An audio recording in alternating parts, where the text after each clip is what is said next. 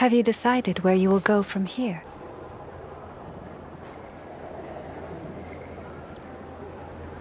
Oh, it's been a few days since we said bye to the others in Nasha Town. Still no news about Rarer, though. Where could he have slunk off to? If only he was gone for good.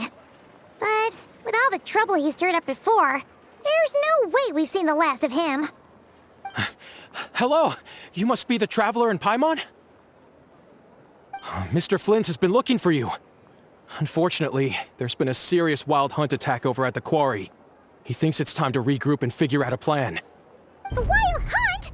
Oh, uh-oh. We better get over there, right away! Come on, let's go!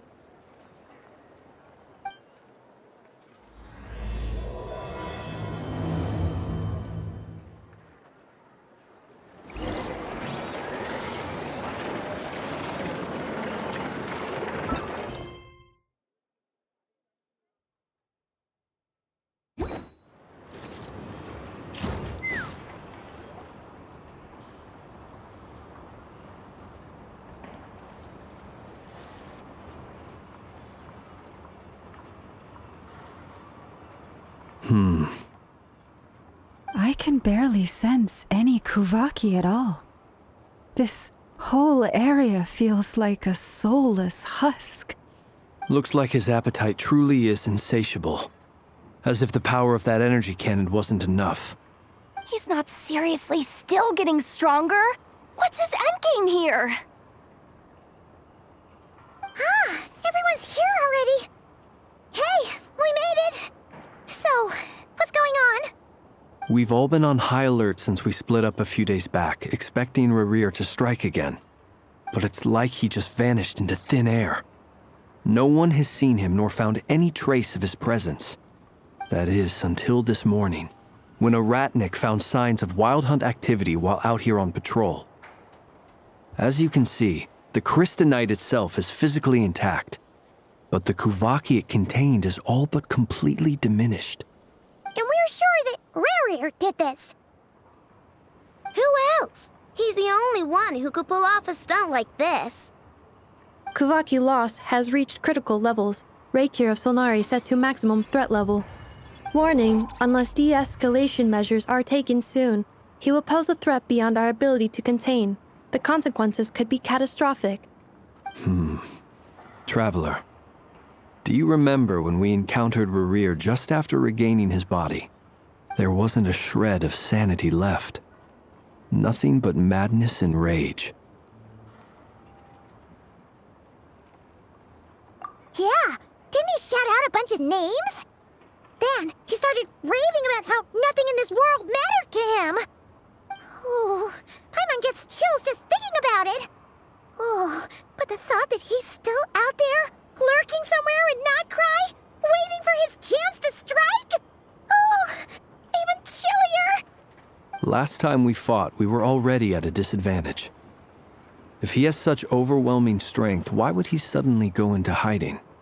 Yeah, if I were him and I wanted more Kuvaki, I'd just take it by force. No point staying in the shadows. Unless something went wrong. His whole resurrection thing didn't exactly go smoothly. The other thing is, how does someone who's completely lost their mind still have the wherewithal to cover their tracks so perfectly? Beats me. According to certain medical studies, insanity does not always entail a complete loss of rationality. It may be that he is simply living in a world of his own. That actually sounds about right. He was ranting away to himself the whole time, like he had zero interest in talking to us. There are many unanswered questions here. He could be right under our noses, and we'd still be in the dark. Besides his name and title, we know little about him. Certainly nothing about his past, or what he might be hoping to achieve. Exactly. And we wouldn't even know where to begin looking. Even Boss hadn't heard of the Rahir of Solnari before all this. I'd be willing to bet that even if we gathered together every scrap of intel in Nodcry, we still wouldn't find more than, like, 3 useful facts about him. So, if we do nothing, he'll just keep getting stronger. But if we want to investigate him, we have no idea where to look. Last time we had Marionette and her big robo-buddy to help us, and we still barely held our ground. If we had to face him alone... Oh, Paimon's head hurts just thinking about it. What are we supposed to do against a threat this big?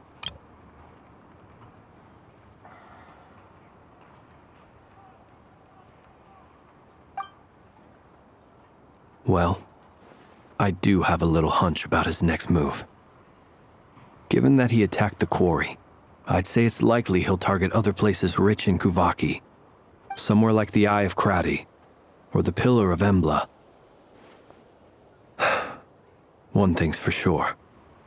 If we just sit back and let him keep absorbing Kuvaki, we really won't stand a chance against him. A perfectly reasonable hypothesis. However, it is worth noting that these two locations are quite far apart. To investigate them both, we'll need to split up. I agree, we should split up. Right now, Rarir's goal seems to be gathering Kuvaki, not fighting us directly. Once we're done, let's regroup on Hisi Island. Wait, why Hisi Island? If I recall correctly, your largest goddess statue was carved from Kuvaki-rich ore, was it not? That's right. Yes, it could well be a potential target of his. I should head back and start evacuating the pilgrims.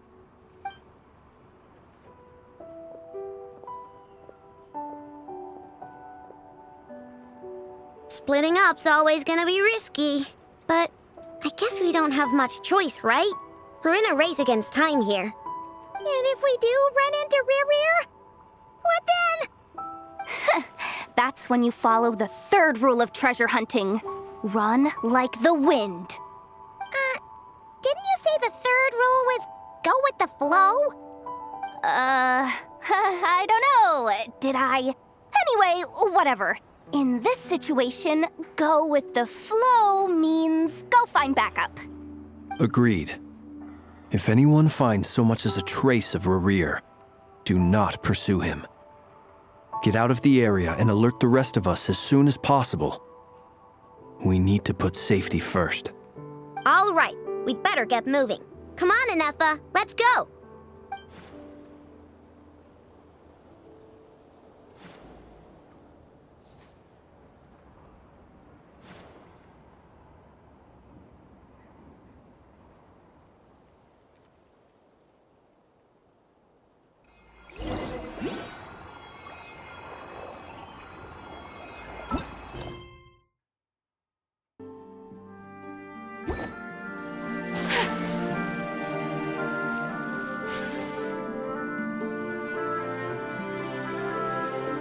Any leads? Nope. Diddly squat. No clues to where he might be hiding. It's like he's a ghost. It feels like we're sitting on a powder keg that could go off at any second. Oh, I hate this feeling. I'd rather face him head on than be left hanging like this. So, you guys didn't find anything either? Not loving the word either. How about you, Flints? I questioned a few Ratniki and eventually narrowed my investigation down to one suspicious individual. But by the time I got to his place, he was already gone. Almost as if he knew someone was on to him. Either that or he's just extremely cautious and doesn't stay in one place for long. He's been biding his time for a while now. The question is, where or what is his next target? No idea. Since regaining his body, he seems to have lost all interest in the fragment in my possession. If he did still want it, he's had plenty of chances to take it. All we can do now is hope that Aino and Anefa turn up some leads. Darn it, Rarir! If you've got the guts, come face me one-on-one! Wait, he's actually here? I didn't mean it! I swear! No, it's coming from Silver Moon Hall. The Lady Kutar might be in danger.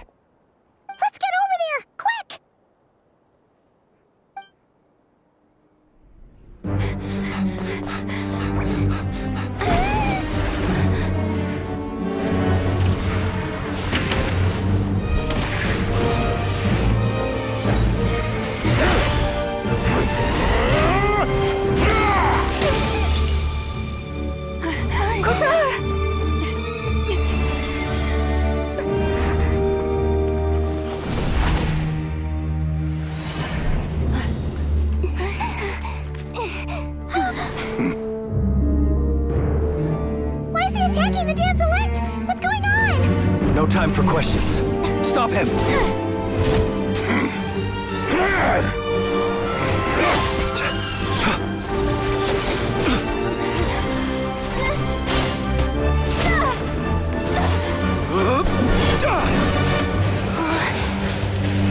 This is insane. Yehuda, get Kutar out of here! On it.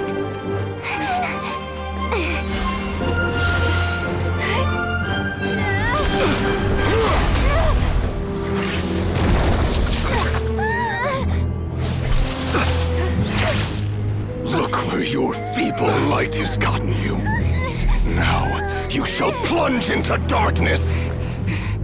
Felindus, soon, I will find a way. Watch out!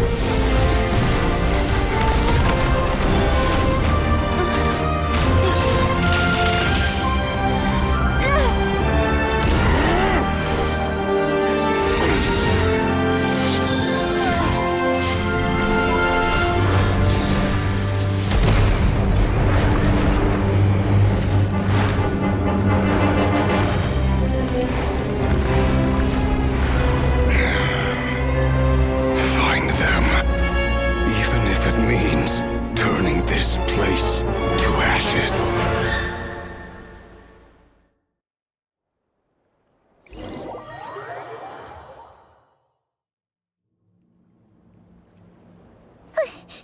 That was too close!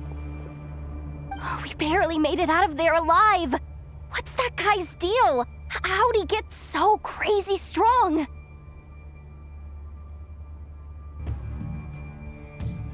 He's a threat to this entire nation. I doubt his strength could even be measured by conventional standards. I have a question. When me and Anefa showed up, we saw him chasing after this lady like he wanted her dead. What was that all about? We weren't there for the whole thing either. They were already duking it out by the time we arrived. Yeah, we didn't see how it all started. It all escalated so quickly, we had no choice but to step in.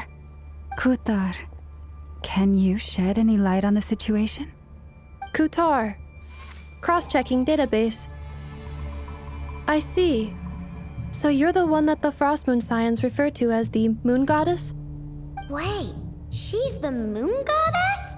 Oh, no wonder she looks just like all those statues.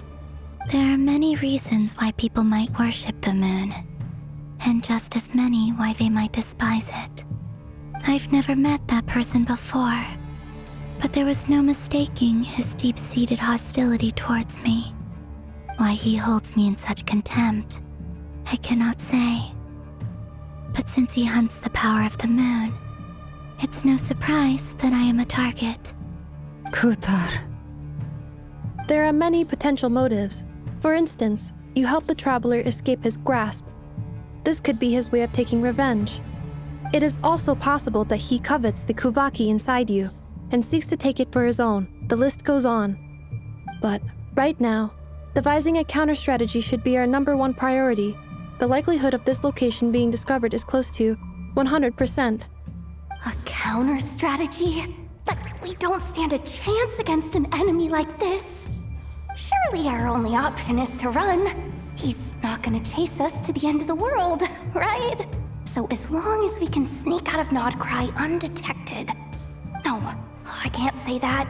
Come on, Yehuda, this is serious stuff. You can't suggest we all just chicken out. Running is our only option. Huh? You seem surprised, but what other choice do we have? We are facing an enemy we cannot possibly defeat in battle. Well, I mean, yeah, but still. It's not too late. I can distract him, so you'll have plenty of time to make your escape. Wait, what? You're gonna act as bait? Doesn't that make sense? I'm the one he's after. There's no need for you to risk your necks on my behalf. A coyote doesn't stop for bypassers while it's howling at the moon. What is it, Loma? The Frost Moon Scions have already grown accustomed to life without their goddess. My presence here is no longer essential, and this is not my home, so you needn't ask me to stay. We can't just roll over and let him get away with this. That's not our style. Yeah, we can't just call it quits after everything we've been through together. Besides, she'd pretty much saved my life back there. If I just ditched her now, I'd never forgive myself. We can't overlook that you have saved our lives multiple times now.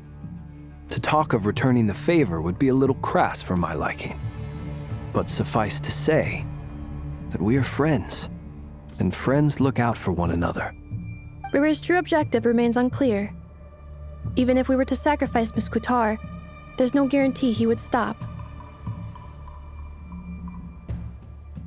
But Kutar, I know why you left the Frost Moon Scions so long ago. It was because people started treating prayer as a form of trade. They would make self-centered wishes, force you to accept meaningless offerings in return, and then expect you to perform miracles for them, as if that were their entitlement. If it were me, I might have walked away too. But I believe that time can change everything, and that sometimes it takes losing something precious to appreciate its true worth. After much reflection, I've realized that this was never about whether the Frost Moon Scions need you. Any relationship based on need is purely transactional. What I truly hope is that you'll choose to stay, not out of obligation, but as part of our family. You were born here, and now you've returned. Who knows? Perhaps it was the moonlight that guided you home. thank you, Lauma. But my power is on the wane. I'm afraid I will be of little use to you now. Very well then. I'll do as you say. Both times you saved us, we were transported across great distances in an instant. Is that one of your powers as the moon goddess? It is, but I find it very draining. I barely managed to pull it off just now, and it will be some time before I'm strong enough to do so again. Rejected by the world, my power is dwindling. Like a lake cut off from its source, slowly shrinking away. Now, it has almost run dry. What do you mean, rejected by the world? The 3 moons belong to the ancient bygone era in which they came into being. From the moment I was born, the world itself has been steadily sapping away at my strength. The 3 moons are not one and the same. As the goddess of the Frost Moon, I cannot wield the powers of the other 2. Yet moonlight has a way of blending together. Each can reflect the other's glow. So when our fingers touched, I was able to restore my strength by drawing Kuvaki from the eternal moon's marrow. But this method of recovery is painfully slow. If only we could find the... It's the Wild Hunt! Even faster than we expected. We'll have to finish this conversation later. See how those Wild Hunt creatures are running away from us. They're likely just a scouting party. which means Rerir won't be far behind. Then what are we waiting for? Let's get the heck out of here!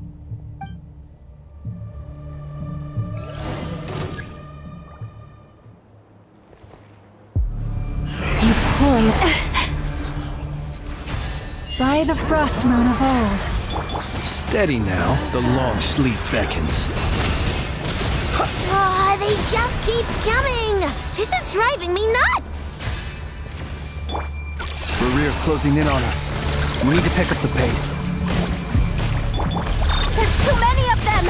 And this time, we can't fall back on Kutar's help to escape. If this goes on much longer. Preparing for dust up. With one heart, we pray. Forest, Observe.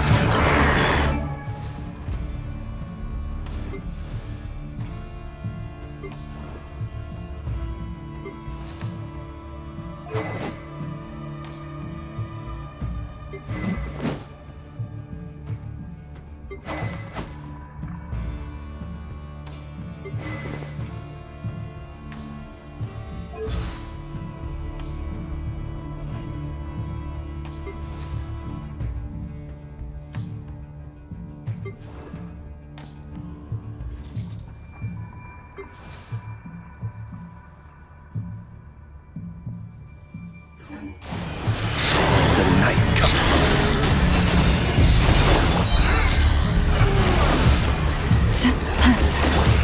Look, a rainbow! Do you want... for the everlasting forest. Ultimatum protocol. Installation chamber deployed. Close your eyes.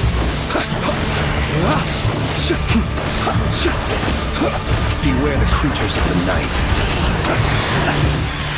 With one heart, we pray. Lead. Ding dong water bomb! Preparing for dust up.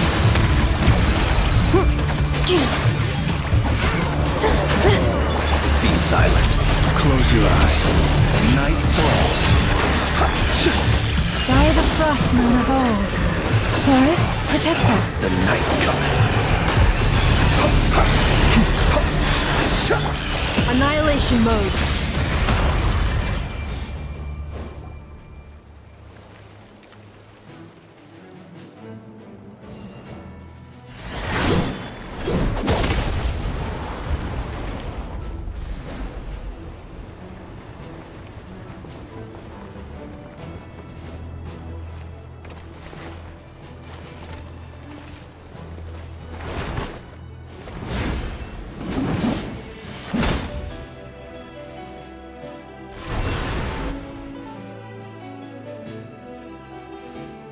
What's the matter? Bit off more than you could chew? Hold up! Who are you? Uncle Varka! You're back from Amsvartnir? Whoa! You're Varka? Grand Master of the Knights of Favonius? We could save the intros for later. Right now, let's get you all out of this hellhole. Follow me. I know somewhere you'll be safe. Oh, is that where I think it is? That's the one. Come on, move! There's no time to waste.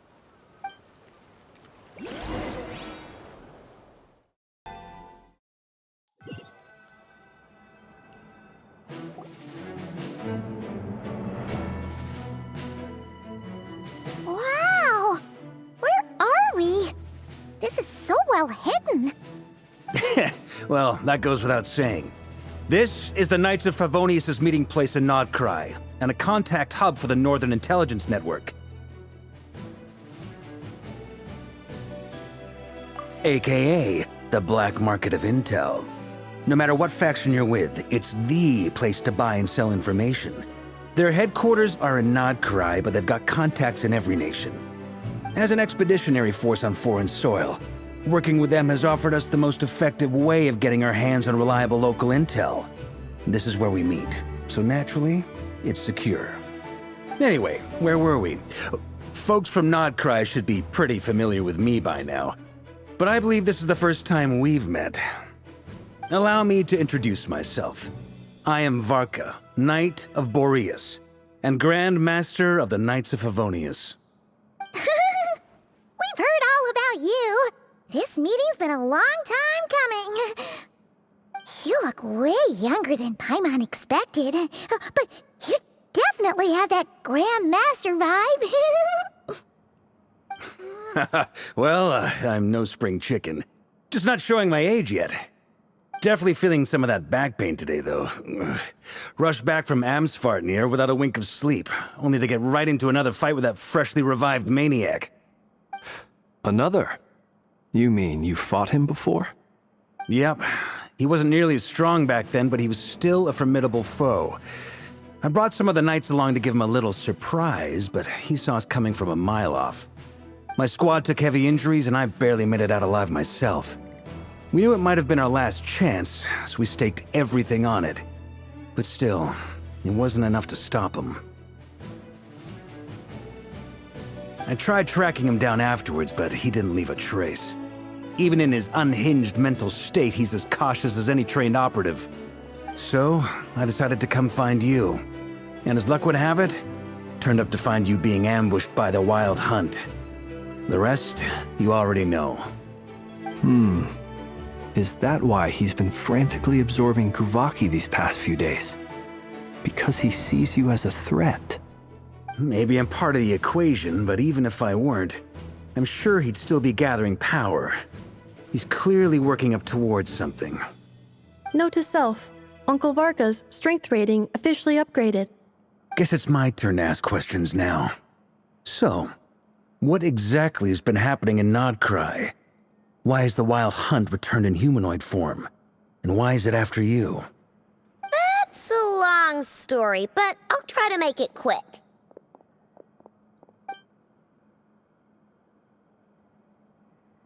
Wow, I had no idea so much had happened. Sounds like you guys have really been through it. So, the Kutar is actually a Fatui Harbinger. And all this Wild Hunt activity in Nodcry is the work of the Raker of Solnari, one of the 5 sinners. That's a lot to take in. Need some time to wrap my head around it all. I'm truly sorry, Mr. Varka. You stood with us against the Wild Hunt and did everything you could to stop it from escalating into a full-blown catastrophe. And then, the one time you're away, it all comes to a head and all your hard work gets undone.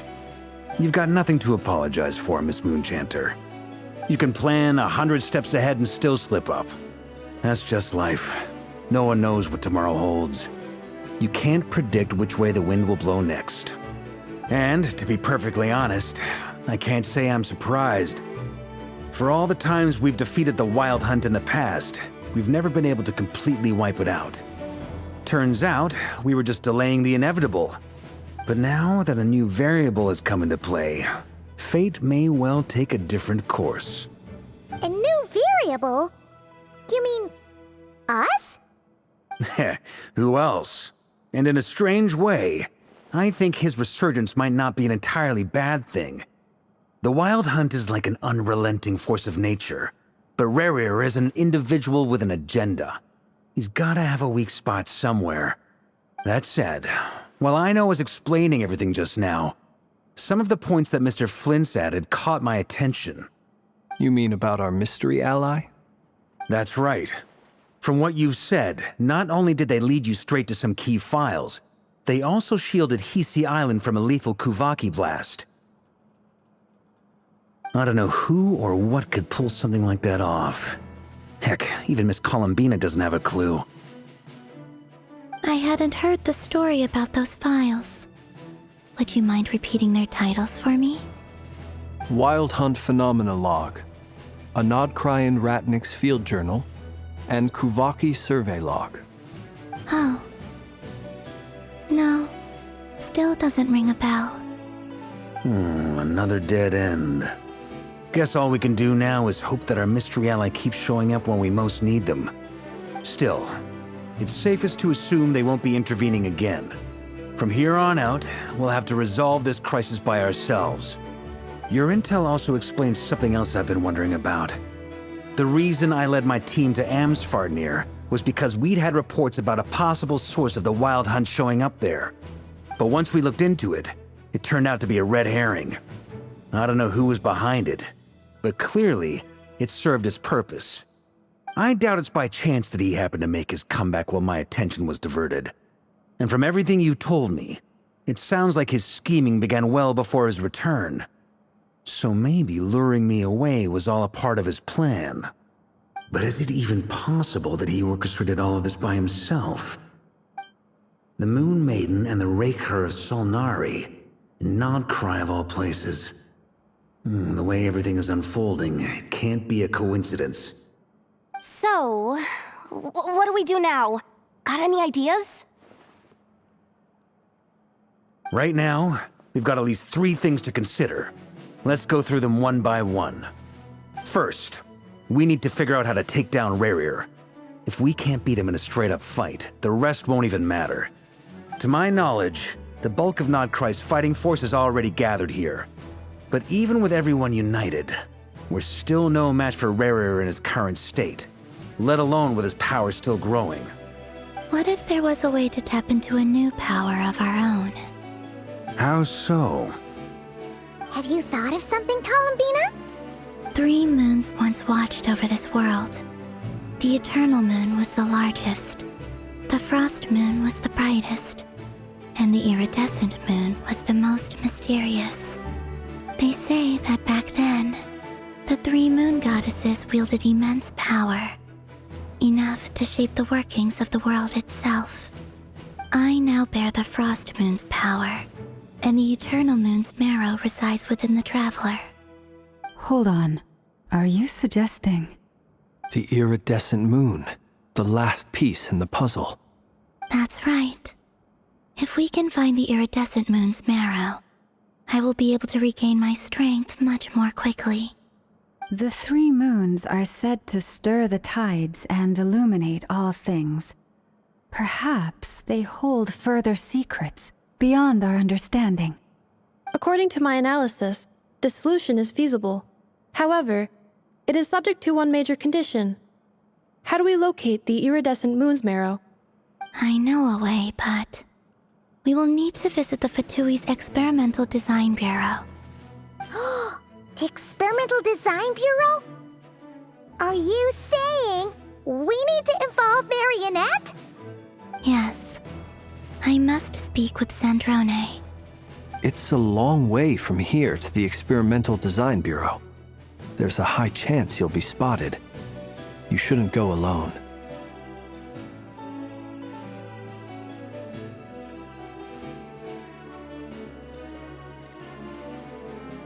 Then that's settled. Next up, our second priority.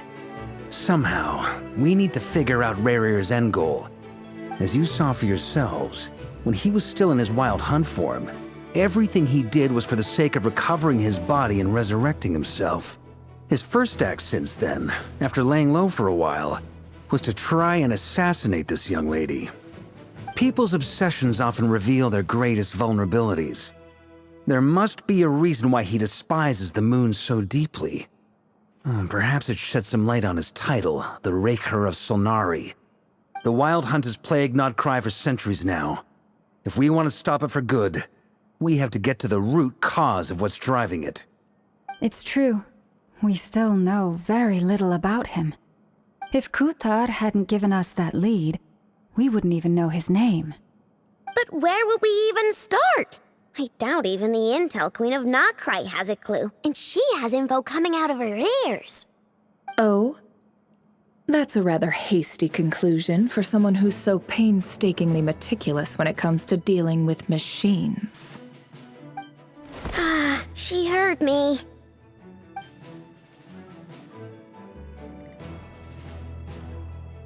Boss! What are you doing here? I'm now asking myself the same question. I received a letter from a humble knight of Favonius, requesting a meeting to discuss a major business deal. But it looks like this humble knight had something else in mind. Details, details. Miss Neffer, the important thing is that you've arrived at the perfect time. Since his failed ambush, I've been racking my brains trying to come up with a plan to fight Rerir. Given the severity of the situation, I think it's fair to say that our only chance lies in uniting as one. And I'm talking all the factions in Nodcry. We can't do this without the curatorium, but I knew it'd be a tough job to win you over. So, I took the liberty of reaching out for a little chat. Wait a sec. How did you even hear about this place, Nefer? Didn't you say this is meant to be the Knights of Favonius' meeting spot? And a contact hub for the Northern Intelligence Network? And isn't it supposed to be super hidden? You really think he could have gotten settled in Nodcry without my help? Besides, I'm the one running this gig. Of course I know where the meeting place is. Allow me to introduce the current head of the Northern Intelligence Network.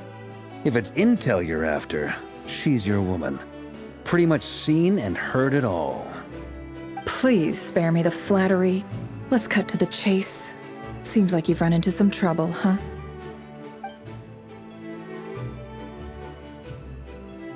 Well, this certainly qualifies as an unforeseen crisis. On behalf of the Curatorium of Secrets, I wish you all the best of luck. So you're just going to sit this one out? Why should I get involved? What could possibly be in it for me? What if we told you we can't do this without you? Oh? Then I'd say, you'd better make it worth my while. I don't work for free. I can't put a price on something like this. It's just not in my nature. But then again, you and I have always been polar opposites in this regard, so I can't exactly say I didn't see this coming. If you insist on compensation, I will pay you. Consider this a formal commission. Sound fair? You just don't give up, do you? Too bad. I know you well enough to know you can't afford my prices. The riskier the job, the more it'll cost. And a Moonchanter's stipend isn't exactly generous. Unless you're planning to start passing the donation box around among the faithful. Boss, just a thought. If they come up short, maybe you can take the difference out of my next few paychecks. Things got really dangerous during the fight with Rerir. If this girl hadn't saved me, I'd be ley line fodder by now. I'd be gone for good, boss. If there's any way we can make this work, I'd really like to help her. Please? I'm begging you. This is why I'm always telling you never accept favors. They are the hardest debts to repay. You have to be careful who you get involved with, or you invite all kinds of misfortune. Very well, Yehoda, I will help. But just this once. Don't count on this happening again. Flynn's, that fragment that Rerir was after, do you still have it on you? Of course. Let me borrow it. I need it to follow up on some leads. Wait, you actually have some leads? Shh. This is top secret information. I get it. We all have things we'd rather keep to ourselves. Plus, I know we can count on you, so we'll leave the intel gathering in your hands. And that brings me to the third and final item. We need to find a way to distract him. We need time to make our move, so someone will have to stall him. I'm in for this part, no matter what. Anyone coming with? Count me in too. Come off it, you two. Quit playing heroes. I'm way ahead of you here. And Nefa did a scan of the Moon Goddess's Kuvaki signature, and we're gonna use it to make some decoys over at the Kramkake craft shop. Anyone who's in, follow me. Once they're ready, we'll deploy the decoys across Nogcry. So as long as the rest of you keep moving, he won't catch on to your scent and won't be able to track you down. I like it. Genius idea. No biggie. All right then, we'll split into 3 teams. Once your team has finished their mission, return here and wait for the others. Dismissed!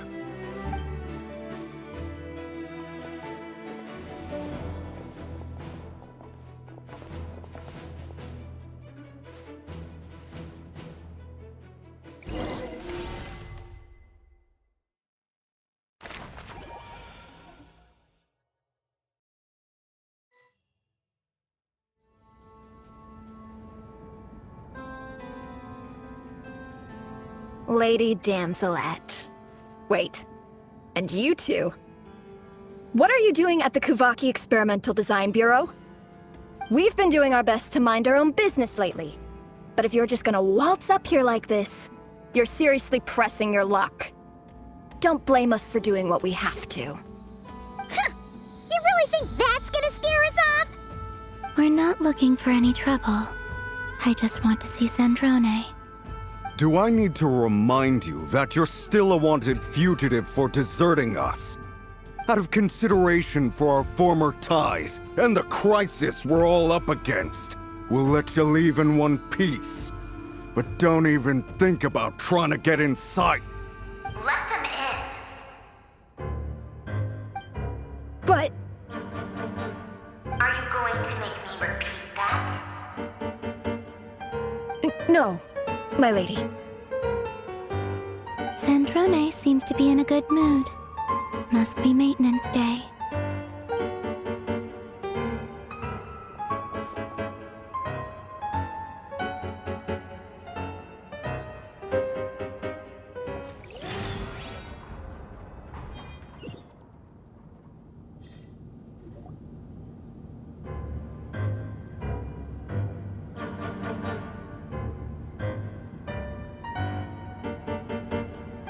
So tell me, to what do I owe the honor this time? Actually, before you answer that, just so we're clear, we're not colleagues anymore, Columbina. I don't owe you anything. I promise it's nothing big. It seems like you've gotten the wrong idea here. The only reason I let you in was because I was bored. It seemed like a way to kill some time and satisfy my own curiosity. Whatever miscalculations I may or may not have made in the past, I haven't lost the plot enough to even consider sticking my neck out for your sakes. I'd like to speak with Arlecchino. What? Huh? You mean the knave? I'd like to speak with Arlecchino. Is she in Nodcry? No, she's not. Once the work on this facility was completed, she went back with the Rooster and Regrator. The only ones in Nodcry are me and... What is it you need to speak to her about anyway? Rerir is hunting me. If I'm going to face him, I must first retrieve the lost moon.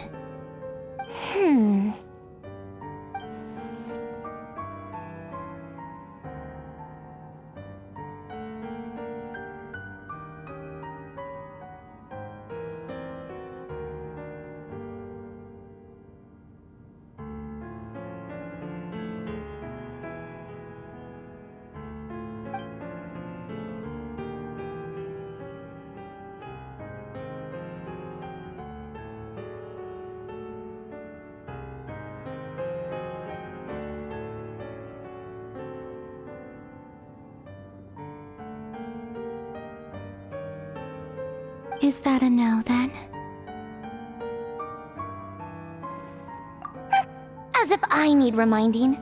I was this close to settling things with him before someone decided to whisk me away to their weird little garden.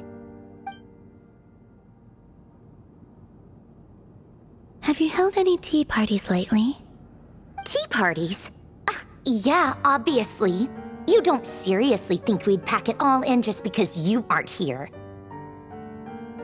If anything, they've been more eventful than ever. Just me, Arlecchino, and a bunch of insolent and sensitive guests who won't stop asking where you've gone. Oh, they've been a real joy. I bet you served them the worst tea you have. Just like you used to do to me when I upset you.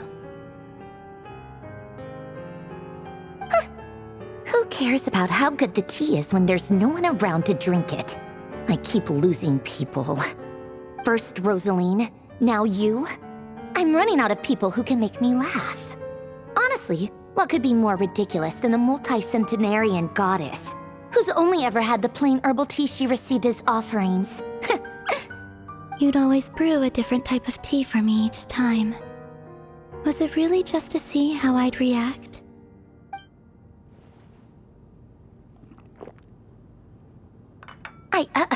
Well, duh. Why else? Watching you squirm was practically my only form of entertainment.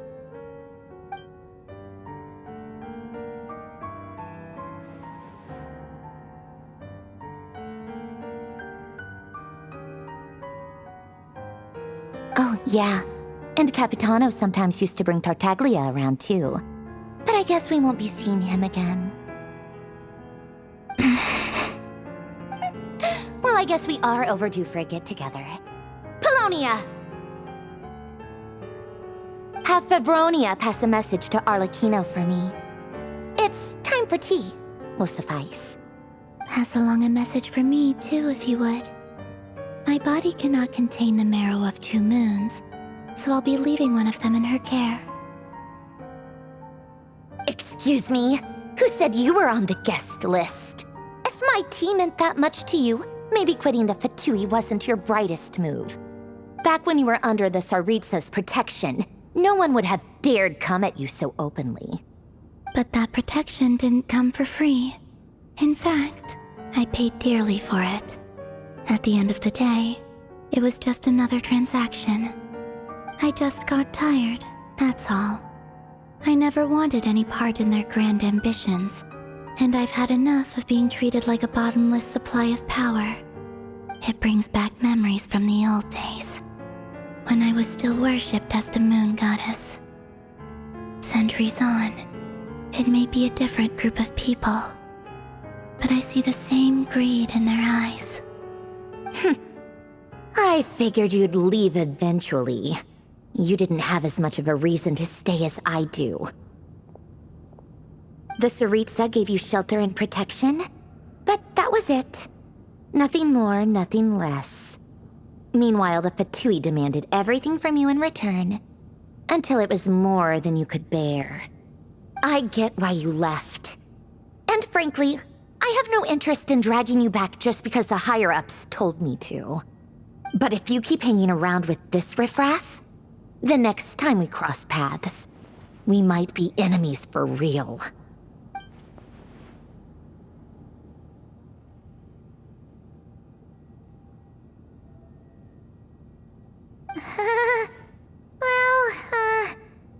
Guess that's our cue to leave.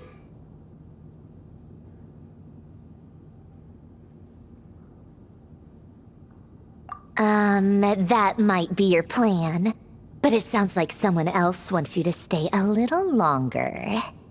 Huh? What do you mean? Listen.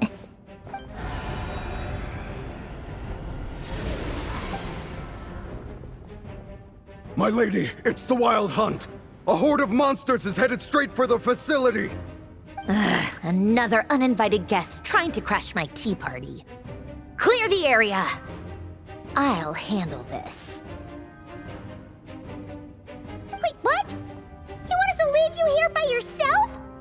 Huh, you'll be lucky to make it out of this alive. You really think you can afford to worry about me? Go on, get out of here. You may have stopped Polonia from crushing him last time, but I've made sure that won't happen again. The entire Experimental Design Bureau is rigged for war. Stay and watch if you want, but it'll be at your own risk. You're not flagged as friendlies in the weapons system. Don't tell me what to do! Look, if you're leaving, make it quick, or you'll just get in my way. There's a secret passage on the 2nd floor. It'll take you right to the plains out back. Stare all you want, Columbina. You're not getting another invitation to my tea party. I know. But thank you anyway, Sandrone. This is exactly why you shouldn't hang around with those people. All their melodrama and sentimental nonsense is rubbing off on you.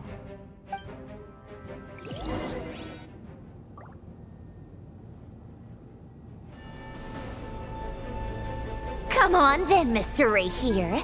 Let's pick up where we left off. It's your Wild Hunt monstrosities versus my beautiful creations. Let's see who comes out on top.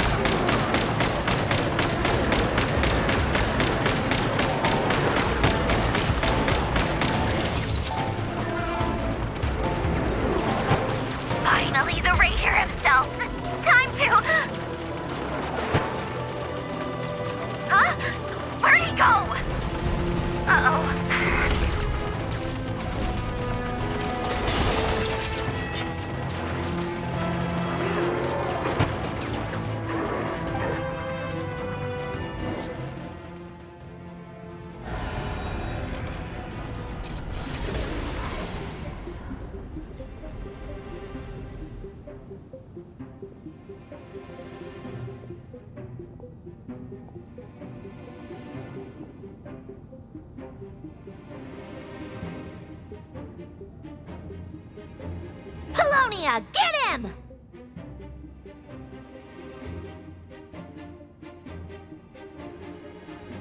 I've upgraded Polonia again since our last encounter, and uploaded every last scrap of your data. So let's finish this, once and for...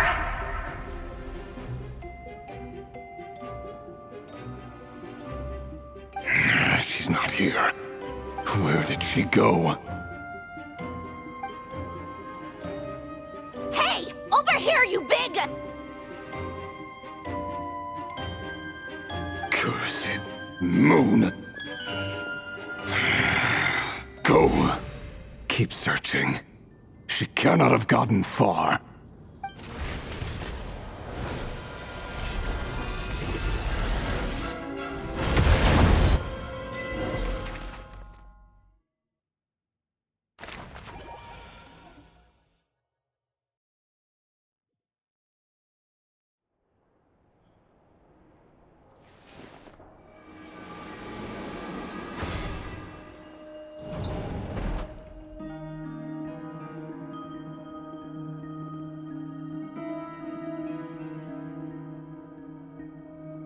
So this is your method for investigating Rarir's past. It almost looks like some kind of ceremony. Good deduction. But it's quite a different affair from what you're used to with the Frost Moon Scions. Whoa! First time I've ever been in here. Boss always said it was off limits, so I pictured some kind of creepy dungeon. But it's actually kinda nice. Oh, I guess this must be Sumero decor? That's where Boss is from. And that nice shopkeeper who sold me my treasure compass. I'm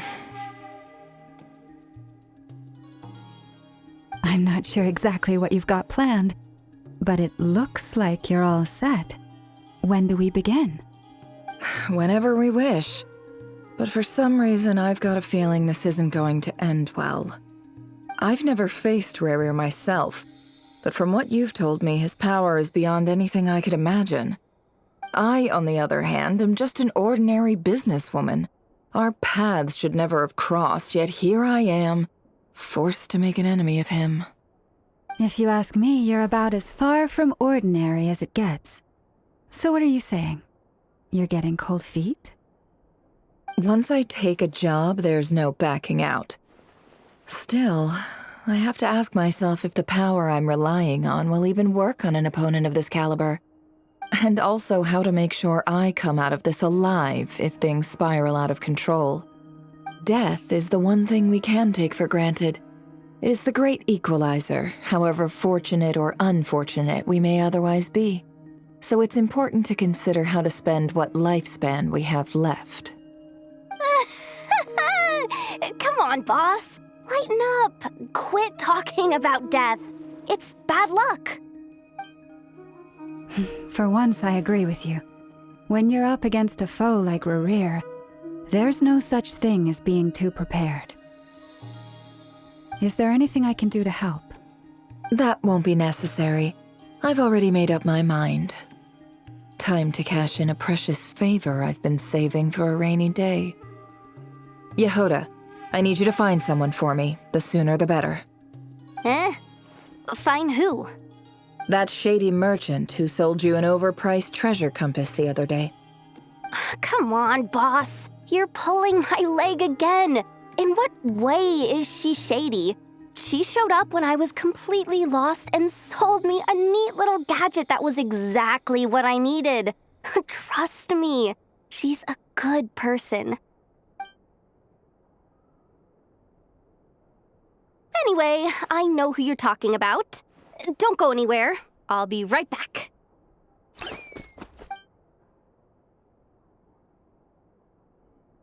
Quit dragging me. I genuinely can't run any further.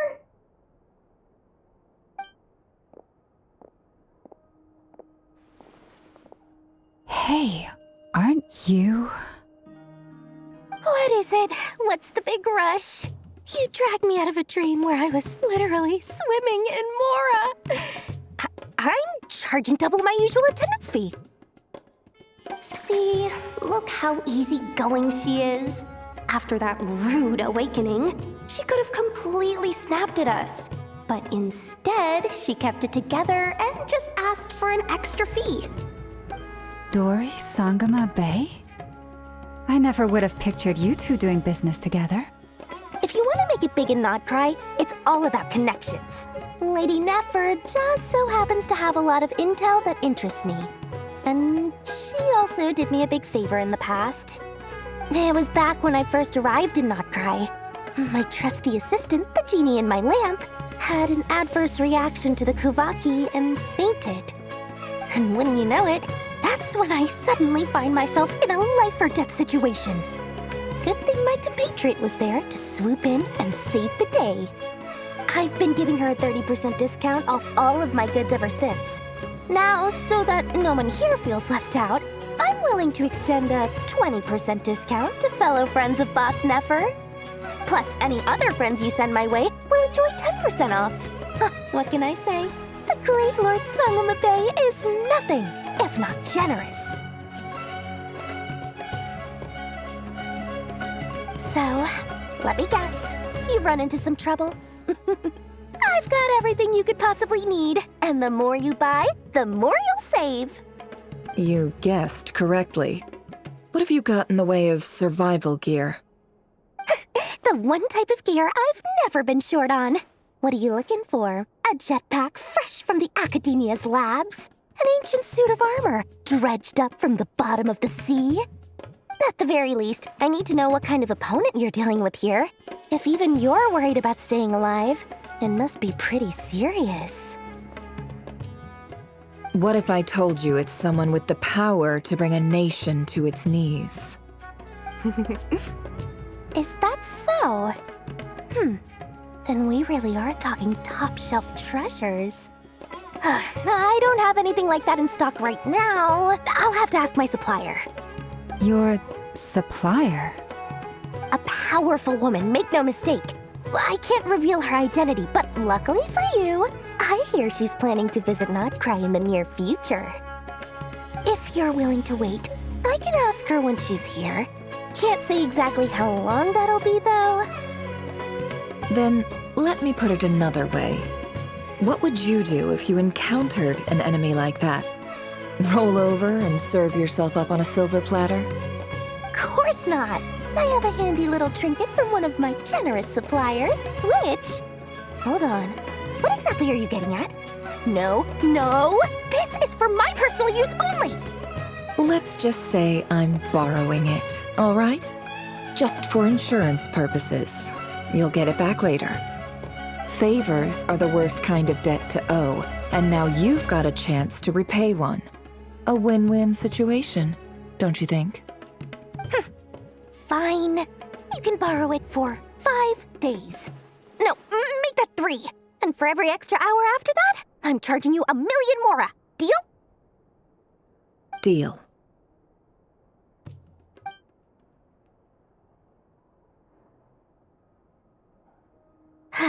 What a way to start the day.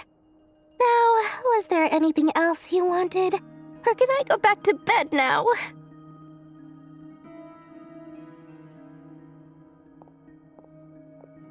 That will be all. Take care now.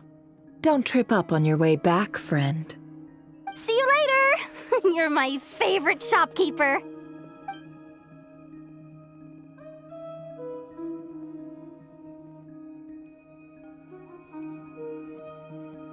Excellent. Everything is well and truly ready. The ceremony can now begin. After initiating the ceremony, your minds will follow me wherever I go. You will see many strange things in your mind's eye. So remember, don't be frightened, and don't make a sound. Now then, let us peer into the Raker of Solnari's past.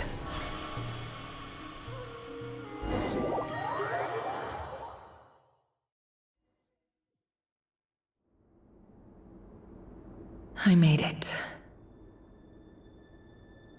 I don't recognize this style of architecture. Must be Conrian. Simple furnishings, table and chairs.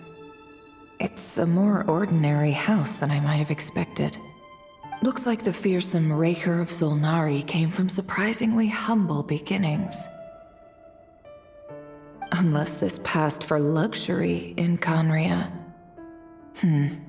Unlikely. It was said to be a very prosperous nation in its heyday.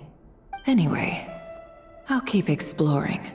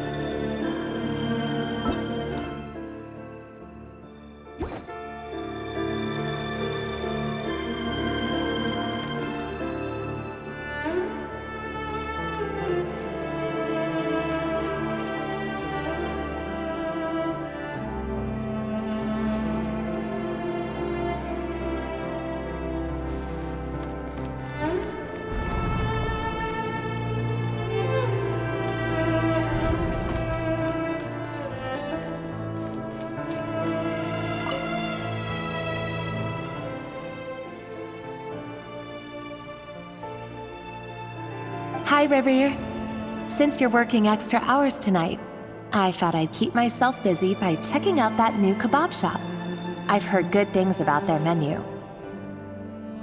I'll test it out, and if it's as good as everyone's saying, let's go back together sometime. P.S. New stash from the Universitas Magistrorum. I brought some goodies home. A few teacups and a pin rack. Hope you like them. They didn't sign their name, but they must have been close. Sounds like they were living together.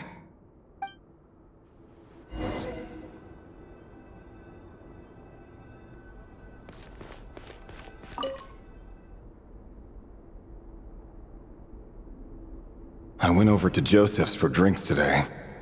They have a fine collection, but I went alone. Felindis was tied up with something and couldn't make it. Joseph asked why I came alone, but I didn't really have an answer.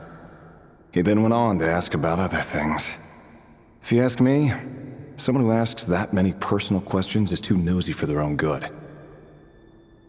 But if he invites me again, chances are I'd still go.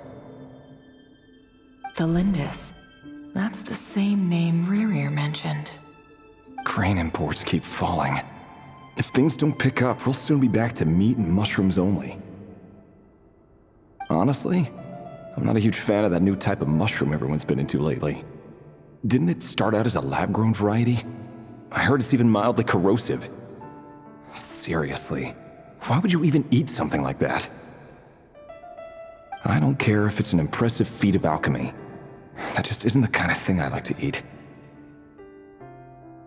Grain has to be imported, and they're eating a diet of mostly meat and mushrooms. Could it be because Conria is underground, so it doesn't get much sunlight?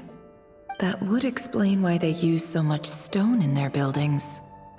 They even use alchemically modified strains for food. Seems like the people of Conria don't have many options when it comes to dining. I've just about saved up enough now. Time to buy it and keep it somewhere safe. Making a big purchase. I wonder what it is.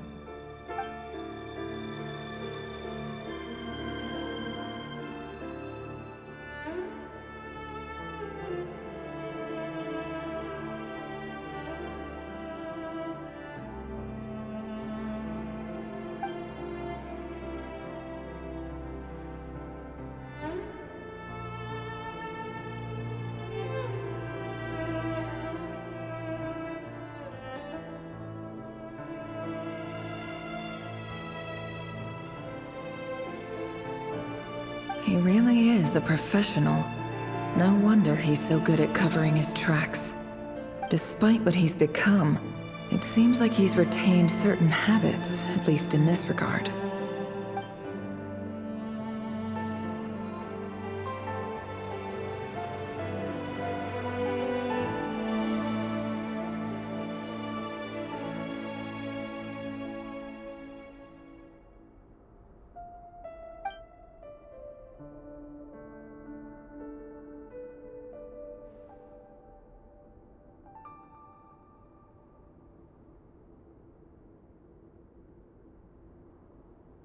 Did Rary rip it out himself?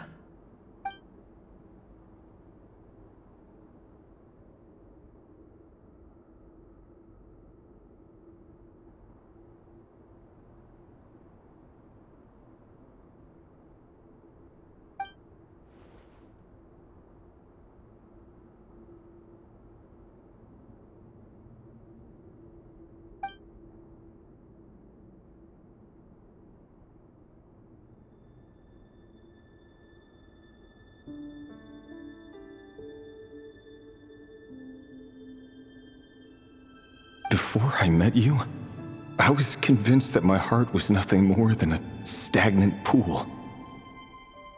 The burial place of a fallen moon. A withered, windless grove where the waters rested forever unrippled. It was you who helped me see that my heart hadn't entirely withered away. That it could still beat to the rhythm of love. This is just trivial sentimentality from the looks of it. Why would he go to the trouble of hiding that? The burial place of a fallen moon.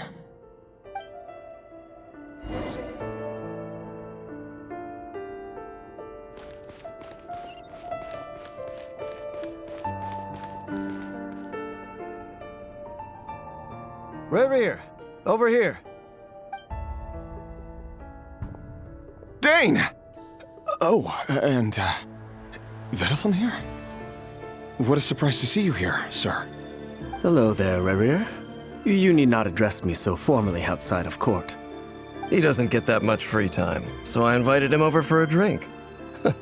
Even the court prophet deserves a break every now and then, right? Well, I'm flattered. So, what are we discussing today? Hey, don't look at me. As far as I see it, we don't need an excuse to have a few drinks. Come on, don't give us that. Didn't you say you were about to pop the big question? How's that coming along? Who'd have thought the great Twilight Sword was an even greater gossip? I just didn't expect you to be the first one to settle down and get married, that's all. Yeah. If you told me that a few years ago, I wouldn't have believed you either. So, are you planning to come clean about your job then? I'm guessing you still haven't told her. Sure, I'll have to tell her at some point. But I'll need to pick the right time and place. To be honest, I have no idea how she'll take it. Come on, stop being such a pessimist. For all you know, she could be thrilled. I bet she'll be much more impressed by your actual job than the one she thinks you're doing now. A member of the King's Guard. Quite the cover story. Does the king himself even know? Of course he does. Anyway, enough about me. How have you been? Me? Same old, nothing much to... Huh? What's up, Ved? It's nothing. Vedafilnir, Dainslift's elder brother. Renowned throughout the court of Conria as the Visionary, and said to possess a wisdom far beyond the reach of any ordinary man. And yet, despite the gulf between us, he seems to have something to say about me. Does he even know me? Does he see me as a friend of his brother, or just another of the Vinster King's blades? Why did he react so strongly? Was it really to do with what we were talking about? Brown, curly hair and brooding blue eyes. So this is what Rare looked like back in the day. Perfectly normal. No different from anyone else. As frightening as this monster is in the present, There's something even more unsettling about seeing the human he used to be.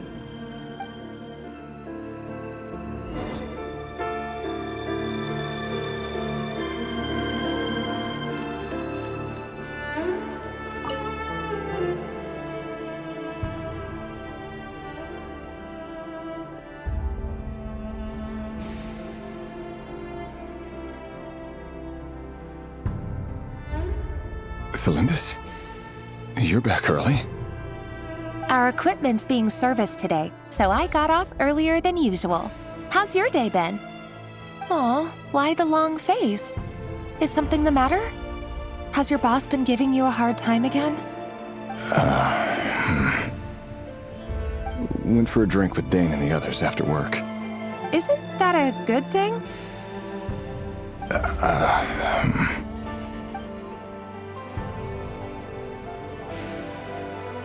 Vedifnir showed up today, too. You know, Daneslif's older brother. Ah, Mr. Vedifnir. Yes, I've heard of him. They say that everything he says ends up coming true. He overheard Daneslif mention that I'd recently proposed, and seemed to have an issue with it. But when I asked what it was, he kept it to himself. So, you're worried? You can be such a child sometimes, Reverie. We're nobodies. Why would the Visionary be concerned about us? I'm sure someone in his position has much bigger fish to fry.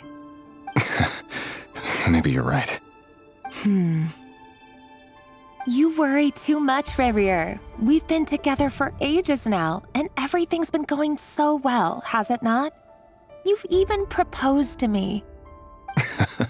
So, you do remember. Tell me then. What's your answer? Like I said, I need some time to decide. You can't just rush into things like this. We may be nobodies in the grand scheme of things, but if we want things to work out, we've still got to plan ahead. All right. Take your time. Just don't keep me waiting forever. Nobodies. Sounds about right. In the eyes of people like Vedifnir and Daneslif, what do we matter? Can someone whose gaze is so fixed on a far-flung future even see the present clearly? Besides, the dynasty's fate rests with the king and his inner circle. Whatever I do, it won't make much difference. Meanwhile, every idea they come up with and every decision they make, it affects everything. These days, the king is lost in his research, and the purge of the Crimson Moon bloodline grows ever more intense. The opposition tried to speak out, but nothing came of it. And I'm under no illusions as to why. Because we eliminated them and got rid of their bodies. A man can have 1,000 reasons to carry a sword, but there are few good excuses to use it. Yet the king has never even considered a gentler approach, and he never will. What becomes of someone who kills on another's behalf? Can he ever find true peace?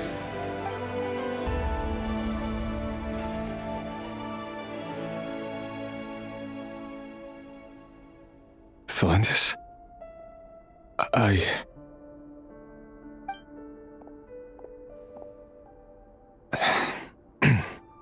It's nothing. You were right. Fate has never smiled upon nobodies like us. But by the same token, it's unlikely to bear a grudge against us either.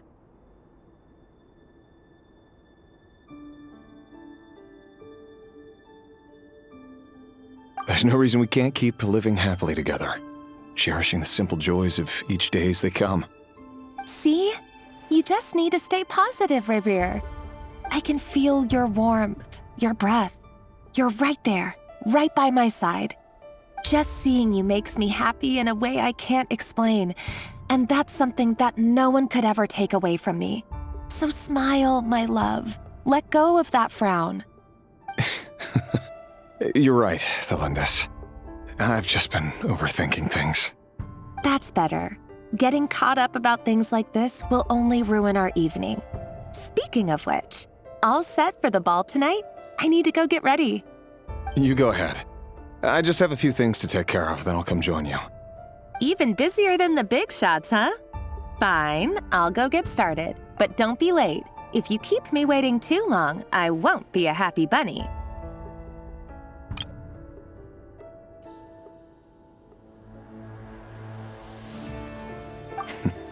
Relax. I'll be there.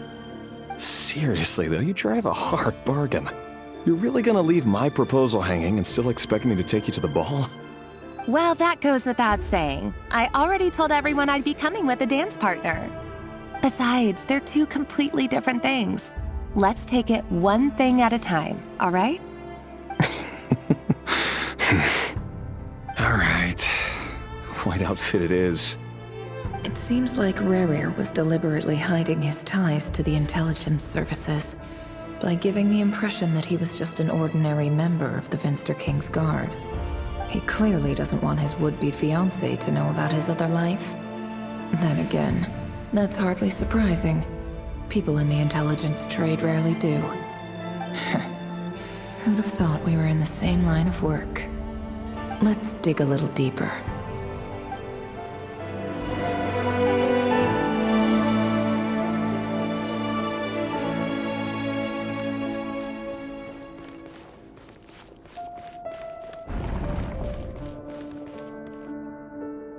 Our last operation was a resounding success, and all thanks to you, Rahier of Solnari. In total, we apprehended 32 dregs of the Crimson Moon, and 67 accomplices. After all these years since the dynasty's fall, so many of them still linger on. Indeed, it cannot be denied. Yet it was destiny that the Crimson Moon should be overcome by the eclipse, and that His Majesty, the all-seeing Vinster King, now guides our nation on the path to prosperity. Conria has no further need for a dead moon. But alas, there will always be those who refuse to see the truth, choosing instead to romanticize the past. That's not entirely true. Much about the Crimson Moon era was worthy of remembrance, and that's exactly why they keep trying to see it restored. Many of its secrets remain unsolved to this day. As it happens, that's precisely the field of study my partner is devoted to. You still haven't told her what you really do for a living. Where would I even start? How do you tell someone that you're one of the king's hand-picked executioners? That your hands are steeped in blood? You didn't choose this life, any more than I did. Orphans like us don't get a say. But I'll sure as heck be the one to pay for it. Speaking of which, we need to be more rigorous in the way we identify direct descendants of the Crimson Moon. Someone, it seems, has strong opinions about my future plans. Most likely my marriage in particular. I have a feeling that we may soon become targets of the Crimson Moon's retribution. Your concerns are not unfounded. They've taken out many of our colleagues these past few years, and for that very reason. These are no helpless lambs we're leading to the slaughter. They're wolves in sheep's clothing. Take care, Rahier of Solnari. I look forward to toasting you at your wedding. Thanks, Thorkel. You look after yourself, too.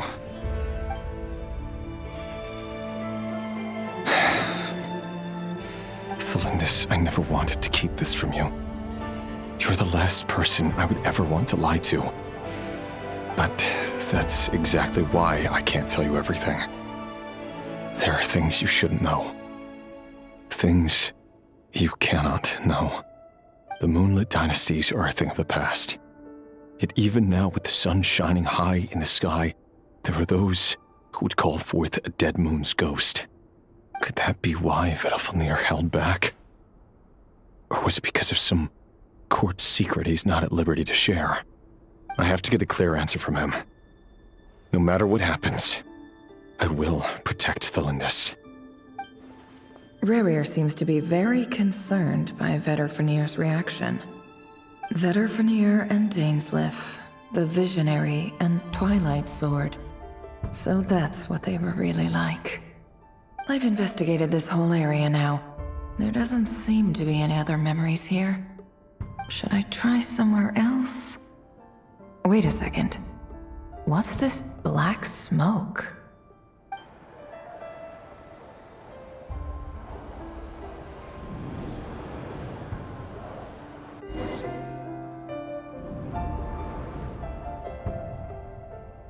So, he's late after all. Just you wait, Rerir. You're in for it. Big time. Are you waiting for someone, ma'am? Could I tempt you into buying some flowers? Oh, sure. Pick me out a pretty bunch if you would. Thank you. But I'm afraid none of them are as pretty as you.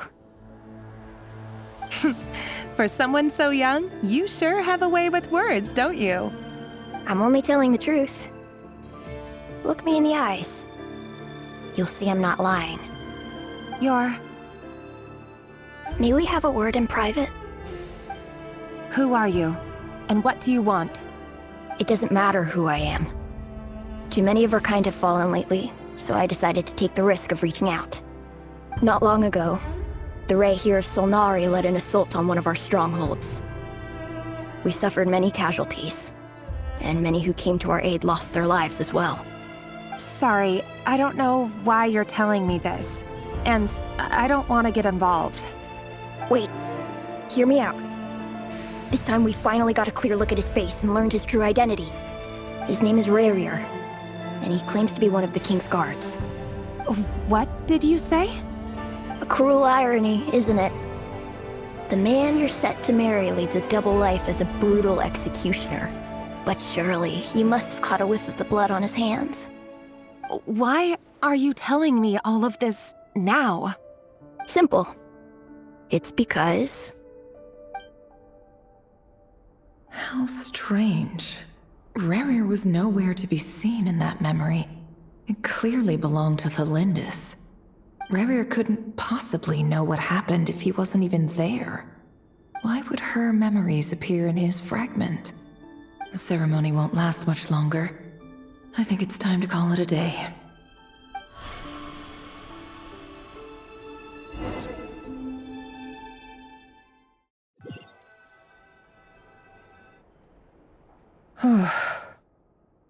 So that was your doing? Did you just pull us inside Rerir's fragment to spy directly on his memories? Any more questions, and I'll have to start charging. I had no idea you could do that, boss! Seriously, that was amazing! We're not worthy. We're not worthy! I gotta admit, though, I'm itching to see what happens next. Feels like we barely scratched the surface. I'm just as curious as you are, but the ceremony only allows for limited time inside. That's all we can see for now. Luckily, we managed to learn quite a lot. So far, so good. I just hope the others are doing okay too. Especially the group with the Traveler. Their mission is a risky one. Let's hope it's all going smoothly. If you're worried about them, go see how they're doing. If I know Boss, she's gonna need some time to write up all the details and make sure it's all coherent. I'll stay behind to lend a hand, but feel free to head back and meet up with the others.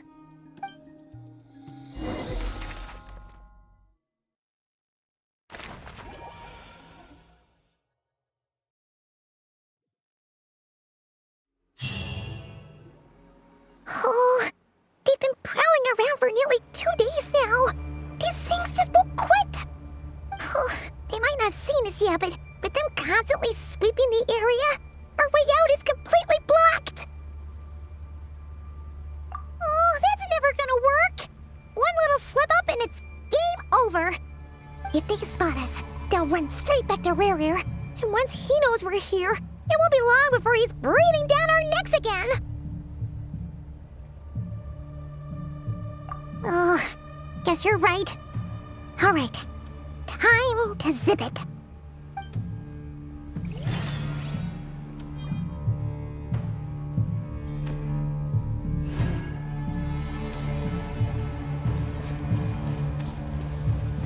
Quick, hide! We almost got spotted!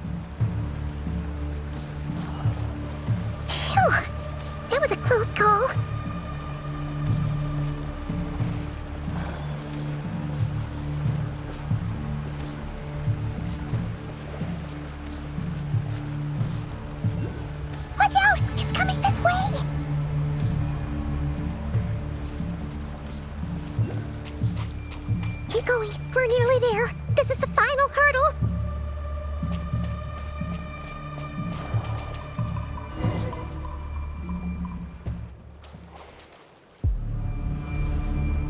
Oh, there's no end to these things.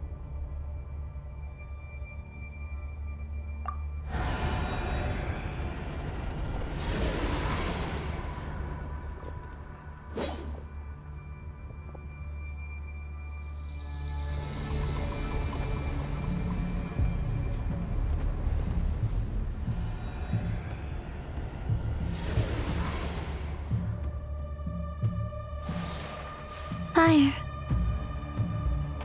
Fire? Wait, what's that smell? Oh no, there's a fire!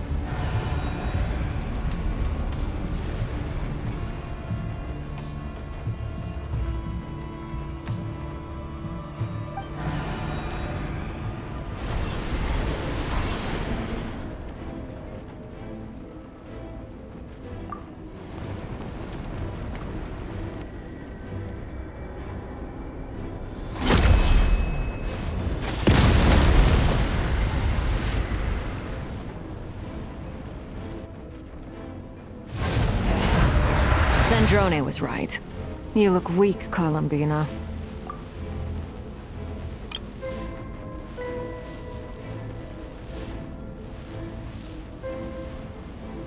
The old you would never have let such lowly creatures bar your way. Word has it that you did something for the Tsaritsa, and that's why you've lost most of your power. Freedom comes at a heavy price, doesn't it? It's Arlecchino! You came! Hello again, Columbina. And greetings, guests of the House of the Hearth. It's been a while, Arlecchino.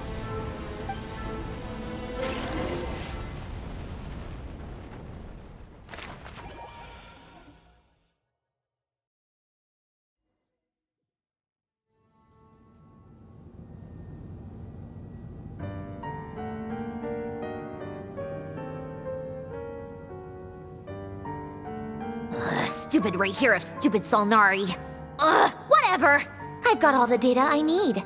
Next time we meet, you're finished.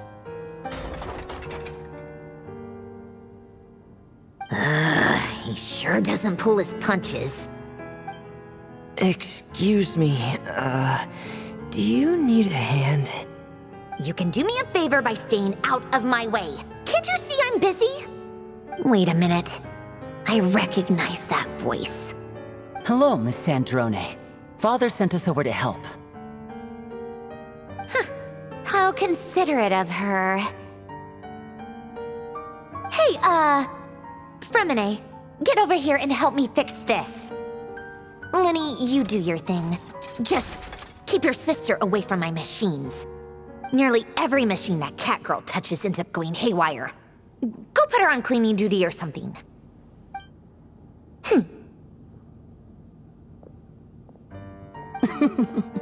Then let's start downstairs. Fremine, we'll leave this place to you. You've got it.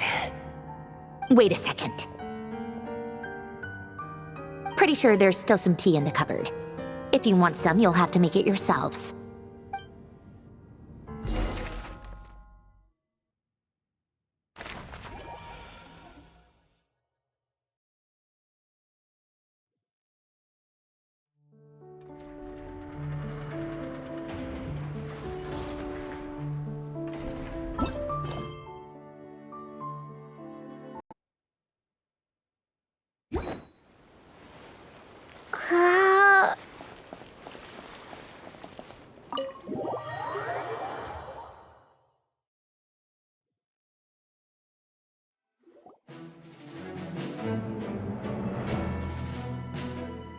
It's a relief to see you all made it back in one piece. Huh? Feels like there's quite a few people missing. Where's Flint's and the others? And what about Nefer? I returned ahead of them. Flint is helping Aino and Anefa to set up the decoys and buy us some time. As for Miss Nefer... Boss is still wrapping things up on her end. She sent us back to fill you all in on the top secret intel we've been gathering. I see. Then let's get right into it. But first, who do we have here? You brought someone else in to help? Greetings. I was invited here to help as a longtime Tea Party companion of Columbina's. You may call me Arlecchino. Surely it can't be. Those eyes. Oh, where have I seen them before? Wait, of course. In those memories we just saw. The only Arlecchino I know is the fourth of the Fatui Harbingers. So either you share a pretty uncommon name, or you're more than just a Tea Party buddy. You are well informed, Grandmaster. A man from Mondstadt living all the way out here in Nodcry, and yet the people and affairs of Snezhnaya seem to hold a special place in your heart. Oh, the feeling's mutual. Sounds like you know all about who I am, too. A Fatui Harbinger. The atmosphere in here just got really tense. Guess we can't just start trusting Fatui Harbingers, even at a time like this. I must admit, though, I'm a little curious. Seeing as the Moon Goddess no longer belongs to the Fatui, what makes you so willing to put your neck on the line here? Nor does Nodcry belong to Mondstadt, Mr. Varka. Yet still, you're fighting for it all the same.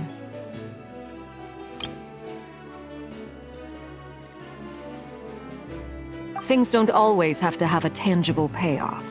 Sometimes, stopping things from spiraling out of control is a higher priority than chasing the spoils of victory. Of course, I can't say there's nothing in it for me at all. But that's between Columbina and myself.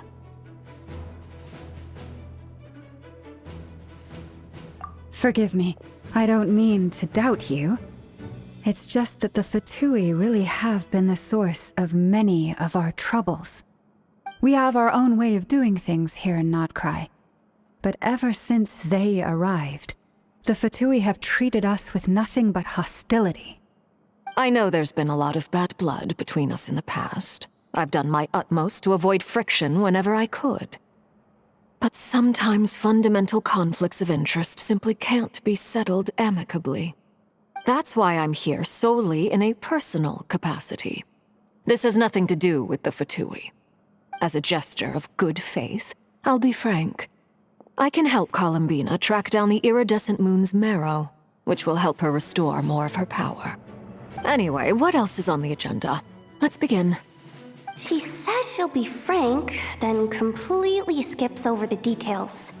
Looks like she doesn't want to give away too many secrets after all. But she clearly wants to change the subject. It'd be awkward if I tried to bring it up again now. I guess we'll just have to go along with it. She's the fourth of the Fatui Harbingers after all. One look and you can tell she's not someone you'd want to mess with.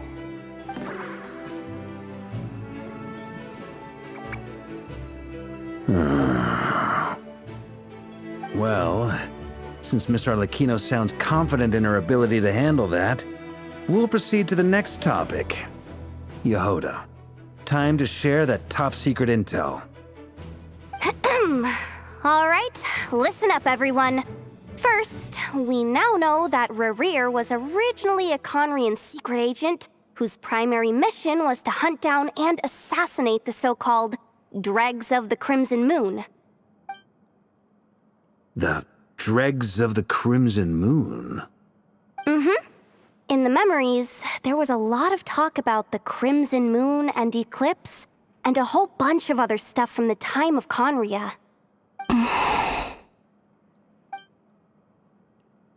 To my knowledge, those were the names of two different Conrian dynasties. Long, long ago, it is said that the people of Conria worshipped the Crimson Moon, drawing a mysterious power from its reflection. But one day, a coup saw the Crimson Moon eclipsed, hence the name of the new dynasty that replaced it, and how it became the new emblem of Conria. Still, long after the Crimson Moon dynasty had fallen, the last ruler of the Eclipse dynasty, the Vinster King, still coveted the secrets it left behind. So, he sent the Rehir of Solnari to secretly hunt down the Crimson Moon's few remaining followers.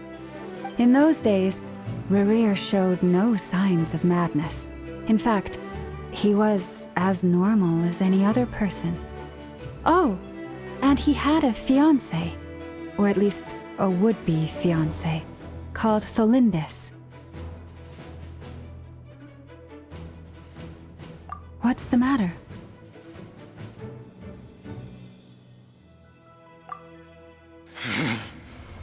Verfnir, Freindaughter, Flinders, Flinders. Interesting. Anything else? What about this would-be fiancé of his? Do we know anything about her? Well, she was a researcher at the Universitas Magistrorum, but it felt like she was hiding some kind of secret. Oh, and one more thing.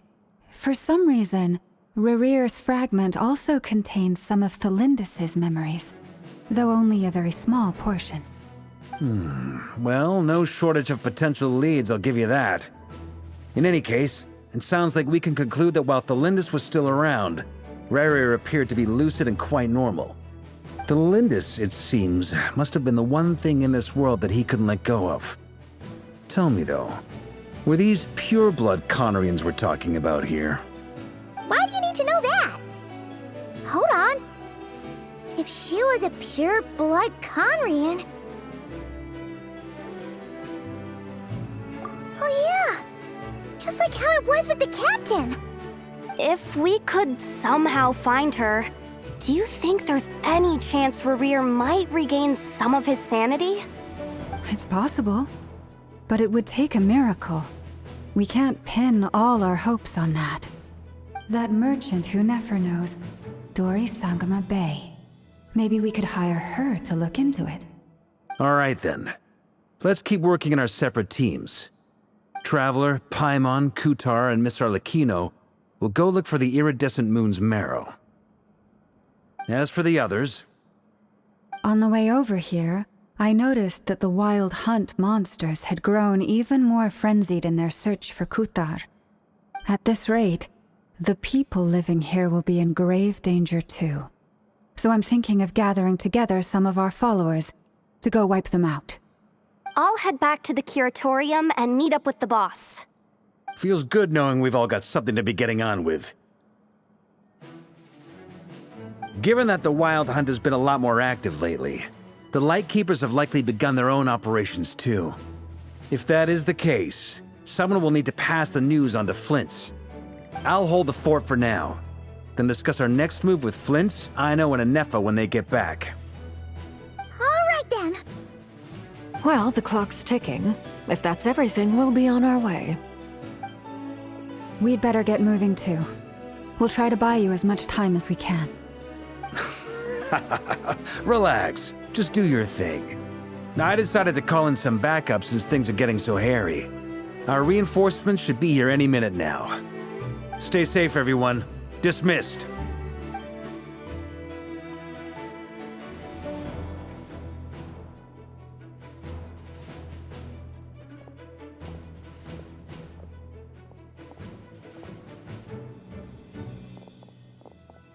We're back. Did we get here a little early? Or a little late? A tad late. The others have already set off. To summarize, our resident moon goddess has found us a new ally, and Boss Nefer has uncovered some promising info. Everything going smoothly on your end? Not great. I don't know how long we can stall them for. The decoys are getting taken out way faster than we imagined. I'm gonna make some more later, but I need a timeout first. I'm so tired right now. Oh, right! Inefa, could you fill in Uncle Varka on what we just discussed with Flint's? Sure. Uncle Varka, you previously told us about how when you went to investigate a source of the Wild Hunt in Amsvartnir, you discovered that it was just a diversion. But according to Flint's intel, Several outbreaks of the Wild Hunt had already occurred in Notcry in the period leading up to that. That was before Rerir had regained his body, when he was far from regaining his full strength. In other words, in theory at least, he still lacked the means to act in two places at once. Flins, with everything that's been happening, the Lightkeepers across Notcry are rallying to fight back against the Wild Hunt. They're gonna need your help. I know, I'm sure you're capable of coming up with something far more effective than decoys. But for now, you should stay here and get some rest. And Effa and I will head back over to Amsfartnir to see if there's anything I missed. I told you Uncle Varka would say that, didn't I? A deal's a deal. Not a word about my snack intake for the next week. Database updated. Reliability of Aino's predictions increased. What does that mean? They were betting on how you'd respond after hearing their intel. It's the obvious choice, isn't it? That's hardly worth betting on. We already decided that Anefa should go investigate the situation over at Amsfartnir on her own. You might as well stay here and keep watch. Someone needs to hang back and oversee our strategy meetings. And besides, you still haven't fully recovered from ambushing Rerir. So I've ended up with the easiest assignment. Well, I appreciate it, everyone. See you when you get back.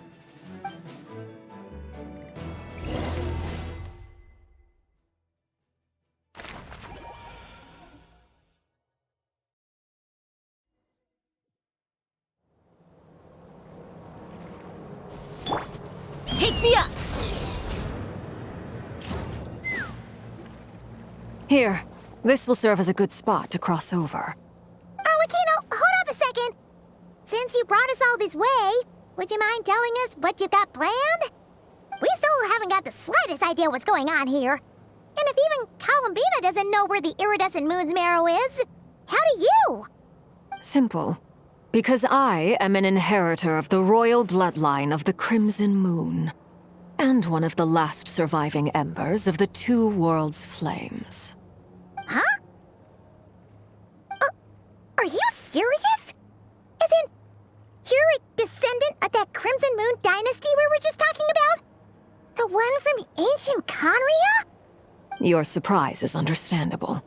I was also taken aback when I first learned of it. But the more I thought about it, the more I realized the signs had been there all along. When I was young, I discovered I could wield a very special kind of fire. It coursed like blood through my veins and smoldered away inside my nerves. What's more, whenever I experienced strong bursts of emotion or drew too deeply on this power, it was like some kind of presence within the fire would begin to gnaw away at me, consuming me from the inside out. Exactly. That is why my hands are like this, too. At first, I saw it only as a curse, but once I became a harbinger, the jester apprised me of the truth. Together with my own investigations over the past few years, there are several things that I have gradually come to understand. For instance, take the so-called Crimson Moon. In truth, it is nothing more than the shattered remnants of the iridescent moon, fused with the abyss to prolong its lifespan. Since this blood flame was bestowed upon me by the Crimson Moon, it is a fusion of the iridescent moon's former power and the corruption of the abyss. You all understand the nature of the abyss well enough. I draw upon its power, and in return, it hungers for my soul. This strange blackness is the mark of corruption it has left behind. If I recall correctly, you once told me that if the corruption ever made it to your heart, you'd become a completely different person. Yes, and that's the reason I'm always careful not to push my power too far. It's essentially a never-ending tug-of-war. Whew. Sounds intense. Anyway, the rest of my story can wait. Is there anything else about the Crimson Moon or the Iridescent Moon that you're unclear about? Paimon has a question. So, the Crimson Moon that the Carians used to worship was actually the Iridescent Moon, right? which was one of the Three Moon Sisters. Does that mean that the Conrians were to the Crimson Moon as the Frost Moon Scions are to the Frost Moon? So much of that history has been lost. We have no way of knowing exactly what they were like. But I would suspect that the Conrians weren't as devout in their moon worship as it might appear. The iridescent moon's remains simply served as their link to the Abyss. Later on, perhaps someone discovered a way to make direct contact with the Abyss. Or maybe there was some kind of ideological divide. Either way, a dissenting faction staged a coup and drove out the royal heirs of the Crimson Moon dynasty. Still, even with the dark sun looming high overhead, the Crimson Moon's glow never truly faded. If you want living proof, it's standing right before you. The first time we met, I sensed something familiar in your presence. When I looked at you, I felt I could see that mysterious red moon in the corner of my eye. In your flames, I saw its broken image, surrounded by a strange black aura. Well, I appreciate that you kept it to yourself. Much about the Crimson Moon is still a mystery, and I'd prefer not to end up as the object of an insane research project. Anyway, time is against us here, so if there's any other questions, they'll have to wait. I just want to make sure I've got one thing straight. In her letter, Sandrone mentioned that since you are unable to contain the iridescent moon's marrow yourself, you intend to leave it in my custody. Correct? That's right. For now, it's the only way I can pay you back for your help. The iridescent moon is already part of who you are, so with its marrow in your possession, you'll be even more powerful than before. Deal. Then let's get started. Get what started? What does this place have to do with the Crimson Moon? When I first became a Harbinger, the Jester gave me a book called Paranhari, also known as Leobranto Inamorato. You should be able to buy a copy next time you're in Fontaine. It's a love story set in the Crimson Moon era, but setting aside the tangled romances of its characters, it also records a few interesting details. In the Crimson Moon era, or so the story goes, there was an orphanage that received children from beyond the bounds of this world, and subjected them to a peculiar induction ceremony. Beyond the bounds of this world? For real? And what kind of induction ceremony? The Crimson Moon sages looked beyond this world for beings with powers that surpassed the gods. But fearing they might lose control, they subjected these children to a process of refinement. They made these children crawl up a fireplace and kept asking them, "Have you died? Did you see it?" Until they finally admitted to having died and seen a crimson moon. The adults embraced the children who passed the ritual, telling them, "Within the fireplace, you have traversed the flames between two worlds. Here and now, you are born anew." The book leaves much unsaid, but I suspect that this was their way of branding the children they had enrolled, leaving an indelible mark upon them so that they would forever live in the Crimson Moon's light. That explains why I can't sense the Crimson Moon's marrow in this world. It makes sense that it would be sealed in a special space that can only be accessed temporarily through some kind of ritual. But there's no fireplace here. Do you see a chimney anywhere? Oh, are we supposed to build it ourselves? Okay, fine. Paimon will go find some bricks. That won't be necessary. The fireplace is purely symbolic. The key to the ritual is crossing the flames between two worlds.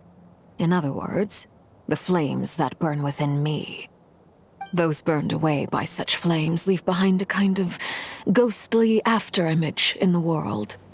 In the days of Conria, people believed they could be used to bridge the gap between the two worlds of life and death. In short, I can open a passage to that space for you. That's the easy part. The catch is I'll need to stay on this side to keep the passage open, so I won't be able to come with you. Once you're inside, you'll have to find your own way.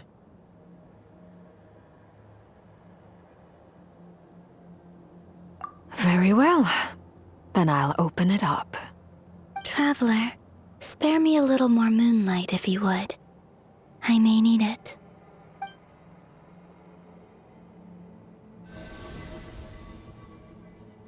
Thank you. I feel like I've recovered some of my strength now. It should be enough to move us across short distances and confront whatever dangers might await.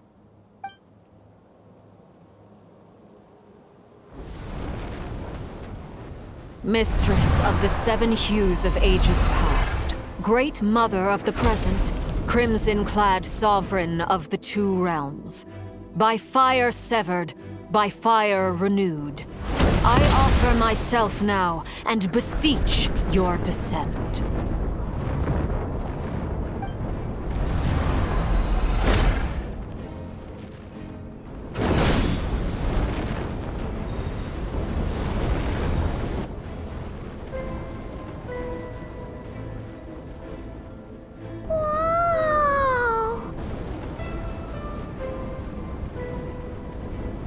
One word of advice. As you're crossing over, no matter what voices you hear, do not answer. Got it! I sense a sinister gloom inside, but also the familiar light of the moon. I feel that I am about to meet an old friend who has changed beyond all recognition. All right, let's go.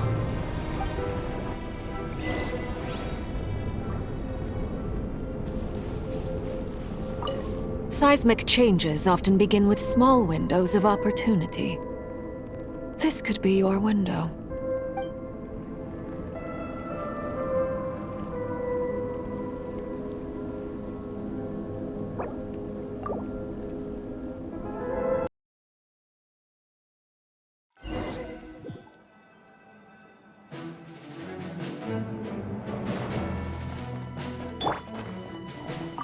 Need crumb cakes.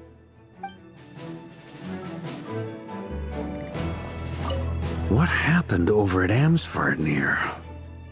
If it wasn't Rarier, then who was it?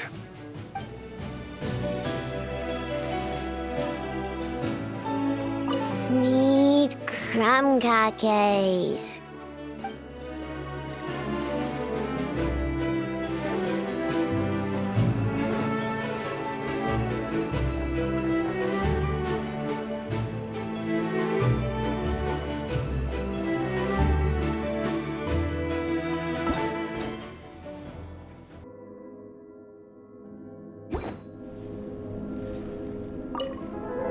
Seismic changes often begin with small windows of opportunity. This could be your window. Full throttle!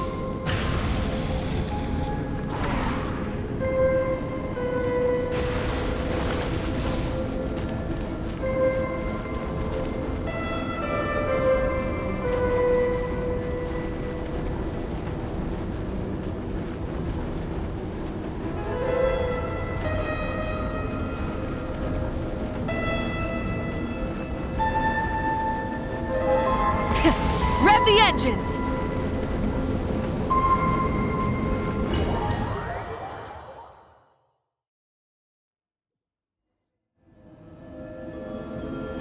I sense your presence and crave you death and rebirth. Wait, why are you? You have crossed over from another world, transcended fate itself. I have no right to.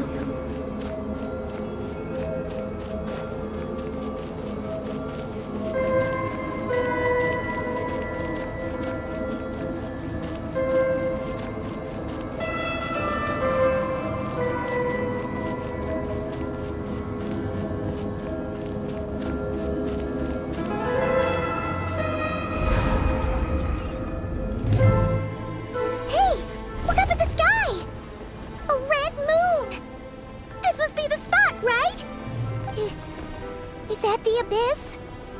It's practically filled the entire place. What now? What a tragic sight. Fragments of your broken body, seized by the abyss and hung up aloft like mummified remains. Iridescent moon, was this truly what you wished for?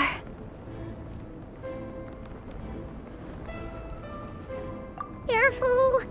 There's something spooky about this place. Feels like something is lurking in the fog. Paimon's right behind you. Whatever you do, don't run off without her.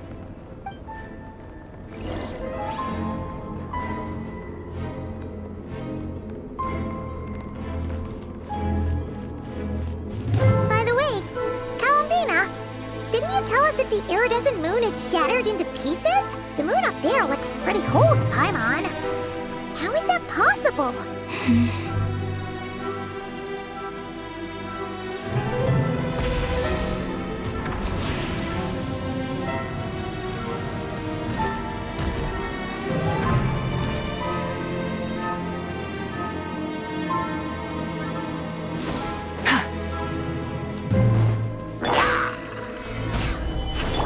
Access denied. No touching.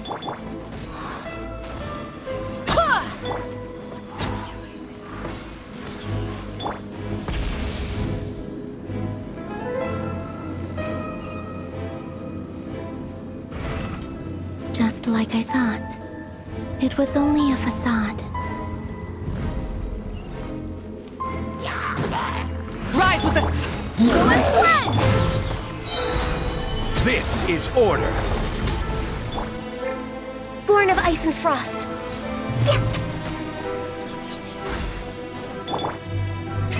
Rev the engines! Try and stop me!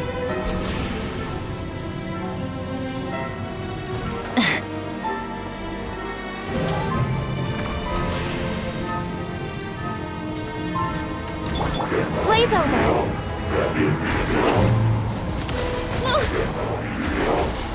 No touching. Stabilize. Barbados, guide us.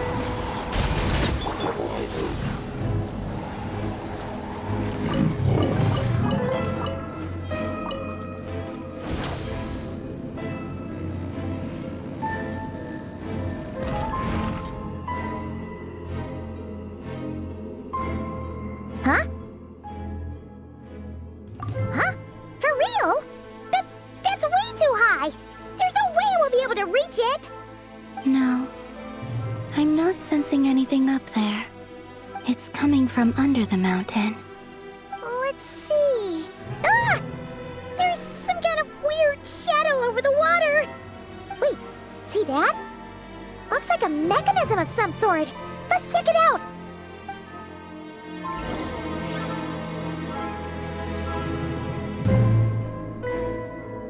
Burn it down!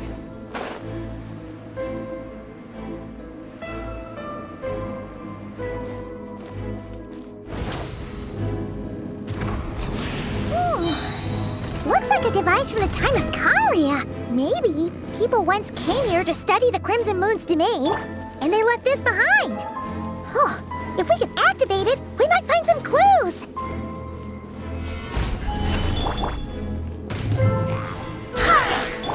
Access denied.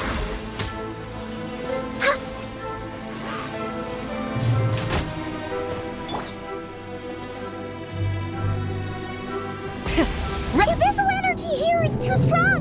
We better pull back for now.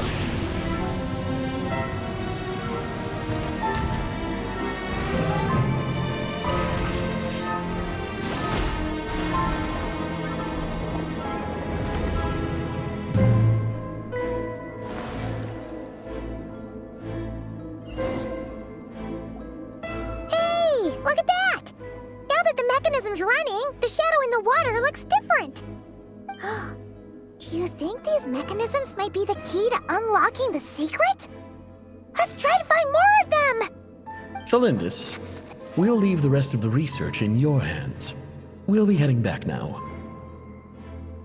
I hope this isn't ruining date night. Ugh. Mind your own business. Just leave me some snacks on the table. Felindis? Is that Rear's girlfriend? How come we're hearing her voice here? Oh yeah! So, do you think she was studying this strange space all along? The Abyss has made this space extremely unstable. Maybe that's why some of the things she said and did were preserved here. Like echoes. Or after images. Whenever I see this view, it takes me back to a poem from my childhood. Waning moon, oh lifeless damsel, weeping on the mountain crest, mourning still in wistful tone, her fragile soul now laid to rest. For me, of all people, to be here investigating the mysteries of the Crimson Moon space, is it a coincidence or something more?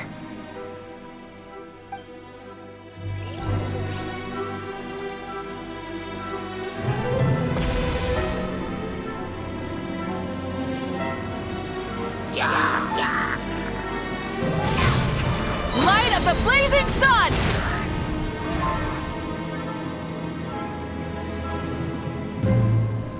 Oh, looks like the Abyss has messed up this mechanism. We need to find a way to get it working again. Let's see if there are any other devices nearby.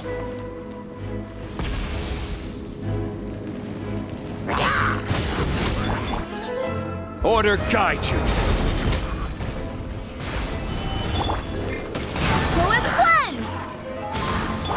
No touching!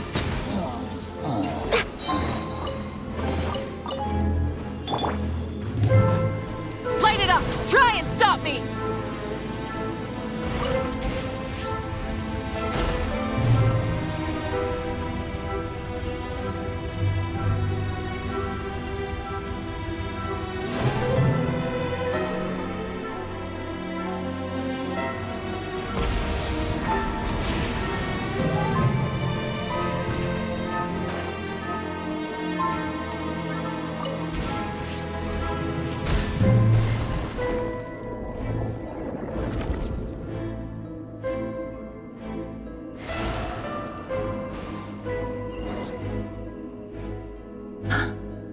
See, so the moon marrow, or rather the power of the 3 moons, is the key to unlocking. If it really does exist, then maybe this madness can finally be put to an end.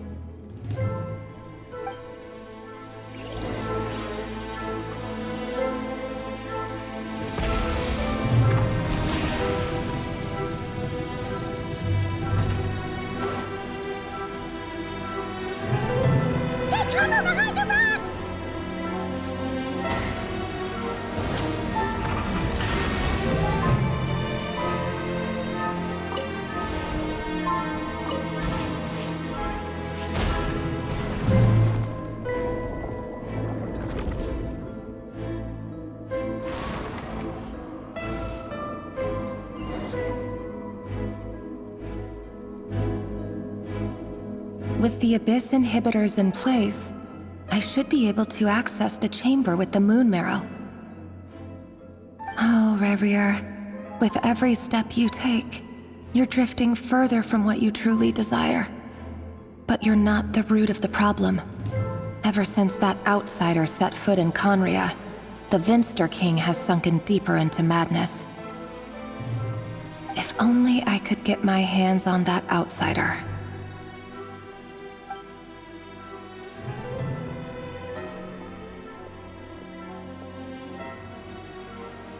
Hey look! The moon's reflection is back to normal! Felindis' voice mentioned a chamber with the moon marrow. Do you think maybe it's hidden in the moon's reflection? It must be. For within it, I sense the fragile aura of a dying soul. Then there's no time to lose! Let's go!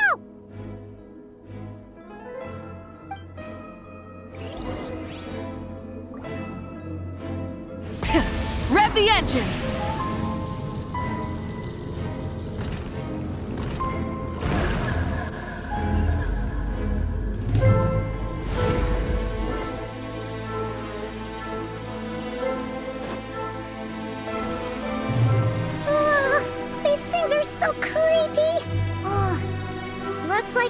destroy them if we want to get to the iridescent moon's marrow.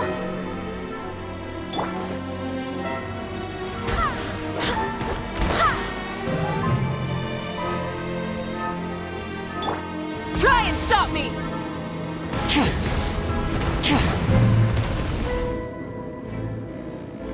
That must be the iridescent moon's marrow! Oh, we'll need to destroy these things before we can reach it!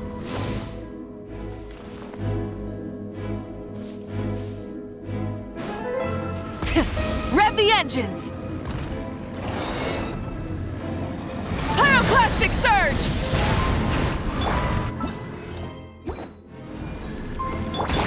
This is long overdue! Wind, hear me!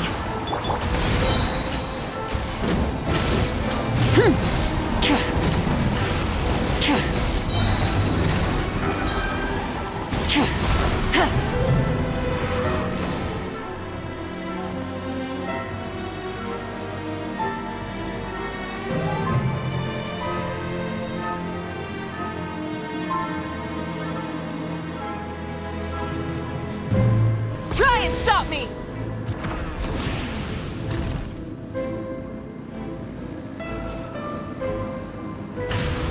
Light of the blazing sun! Born of ice and frost.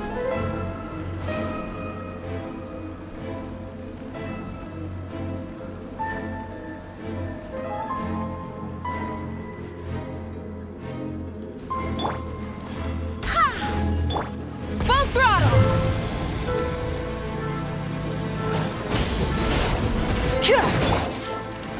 Solidify! No touching! Born of ice and frost. Go as one! Yeah!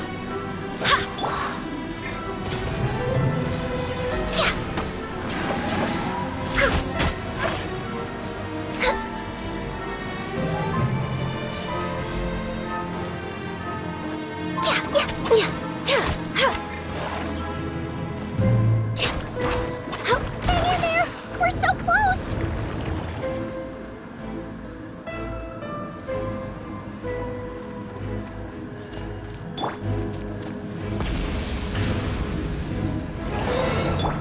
This is order! Pyroclastic surge!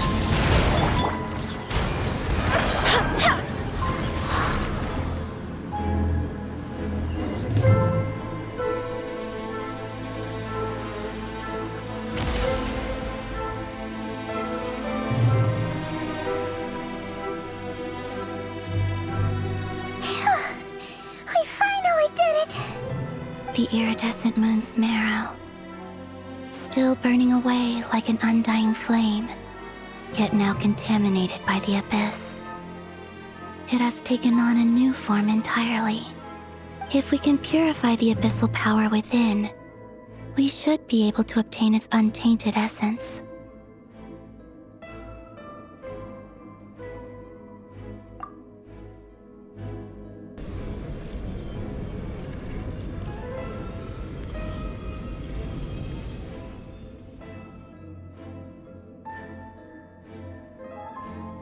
It's so cold.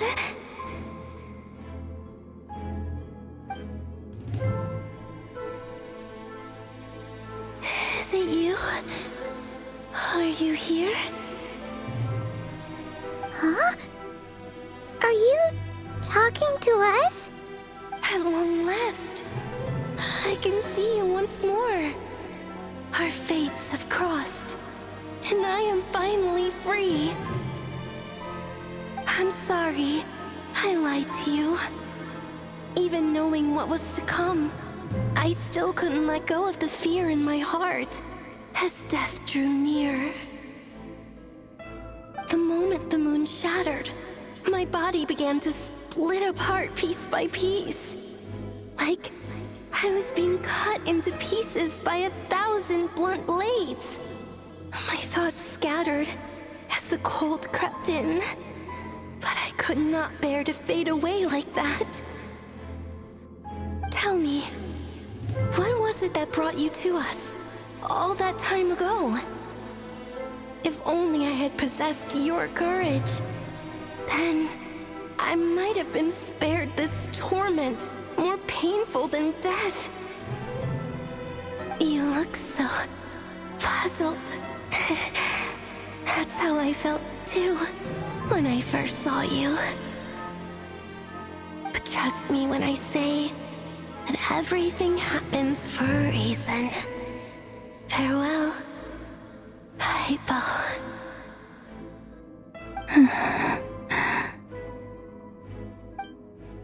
What was that all about? Was that the goddess of the iridescent moon? Oh, it sounded like she was speaking to a long-lost friend. But none of us have ever met her before, right? Perhaps. She took me for the goddess of the frost moon she once knew. For a fading soul like hers, our auras must be too similar to tell apart. But anyway, we've got the iridescent moon's marrow now. That should help you regain your strength, right? Alright, time to leave this place and meet back up with Arlecchino. Let's go!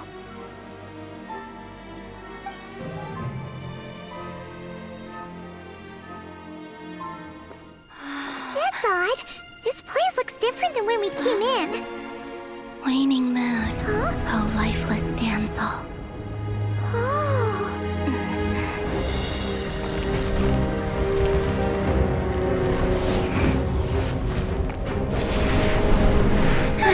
Hurry! The place is collapsing! It wants to trap us here. Who's it? The Abyss? Now we've taken the moon marrow. All that's left here is a dark will. It will show us no mercy.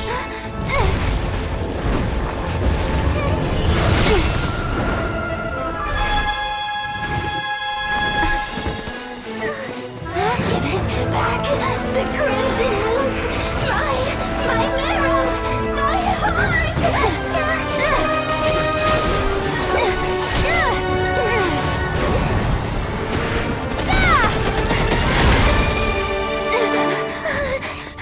Finally! Huh? Oh no! The exit's blocked! They're back! Now what do we do? This is where you fall. Witness my rise. Hey, What are you waiting for?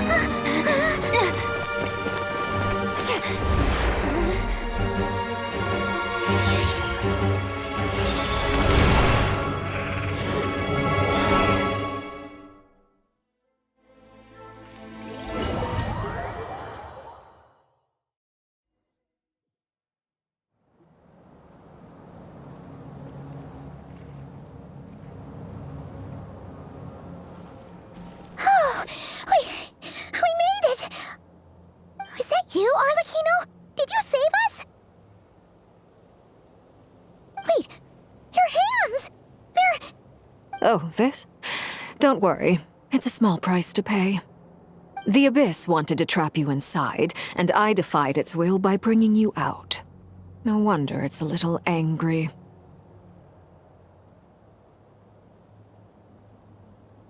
No.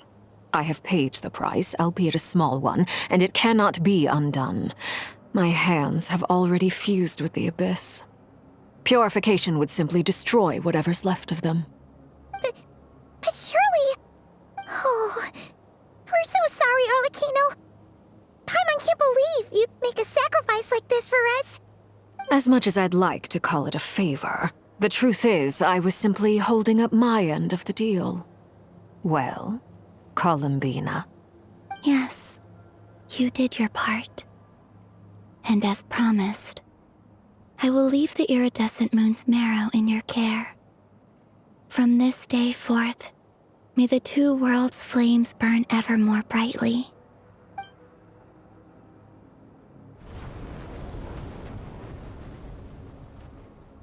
I'll take that as a blessing.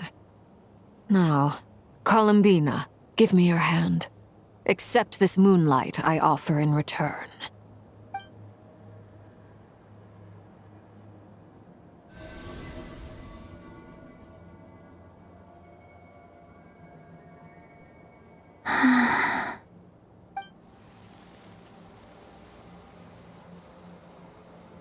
Feeling stronger? Oh, hey, Columbina! Are you okay? I'm fine. Our powers are a little at odds, that's all. By the Frost Moon's authority alone, wielding the power of the other moons was always going to be a stretch. Still, I think it's fair to say that your strength has returned, at least to the level it was at as Third Harbinger. It's still not enough. There's no way I can hope to challenge Rayrir like this. Just one more ray of moonlight, if you would.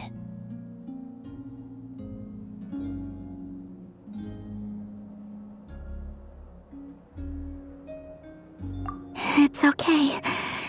I can take it.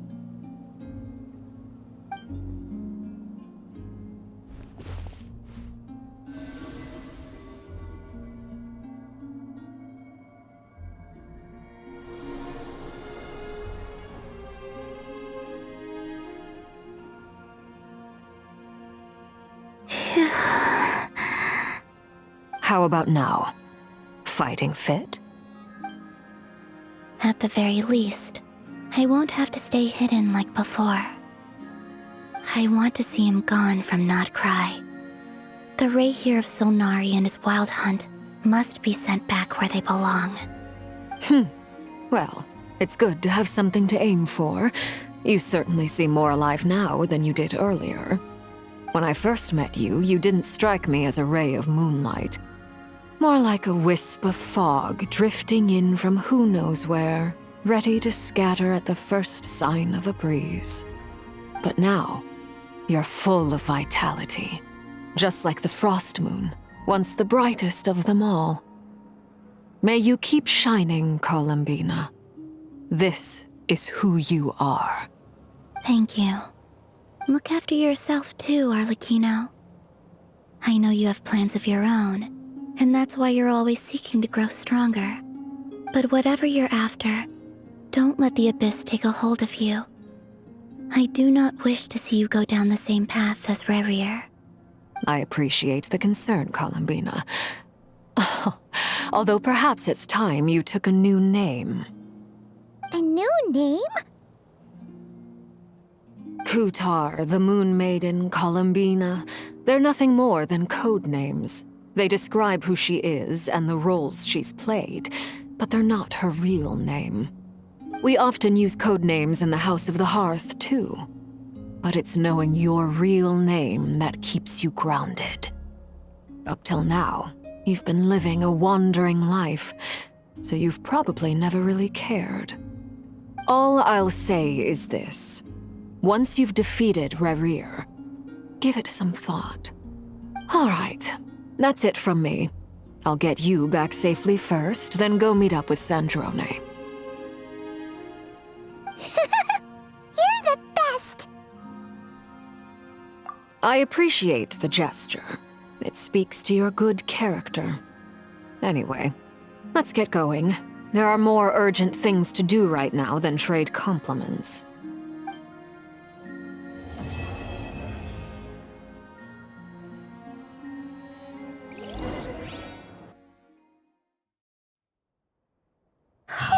It was a close call, but we got the iridescent moon's marrow and restored Columbina's strength, and that's all that matters. In other words, mission accomplished. Paimon wonders how everyone else is doing.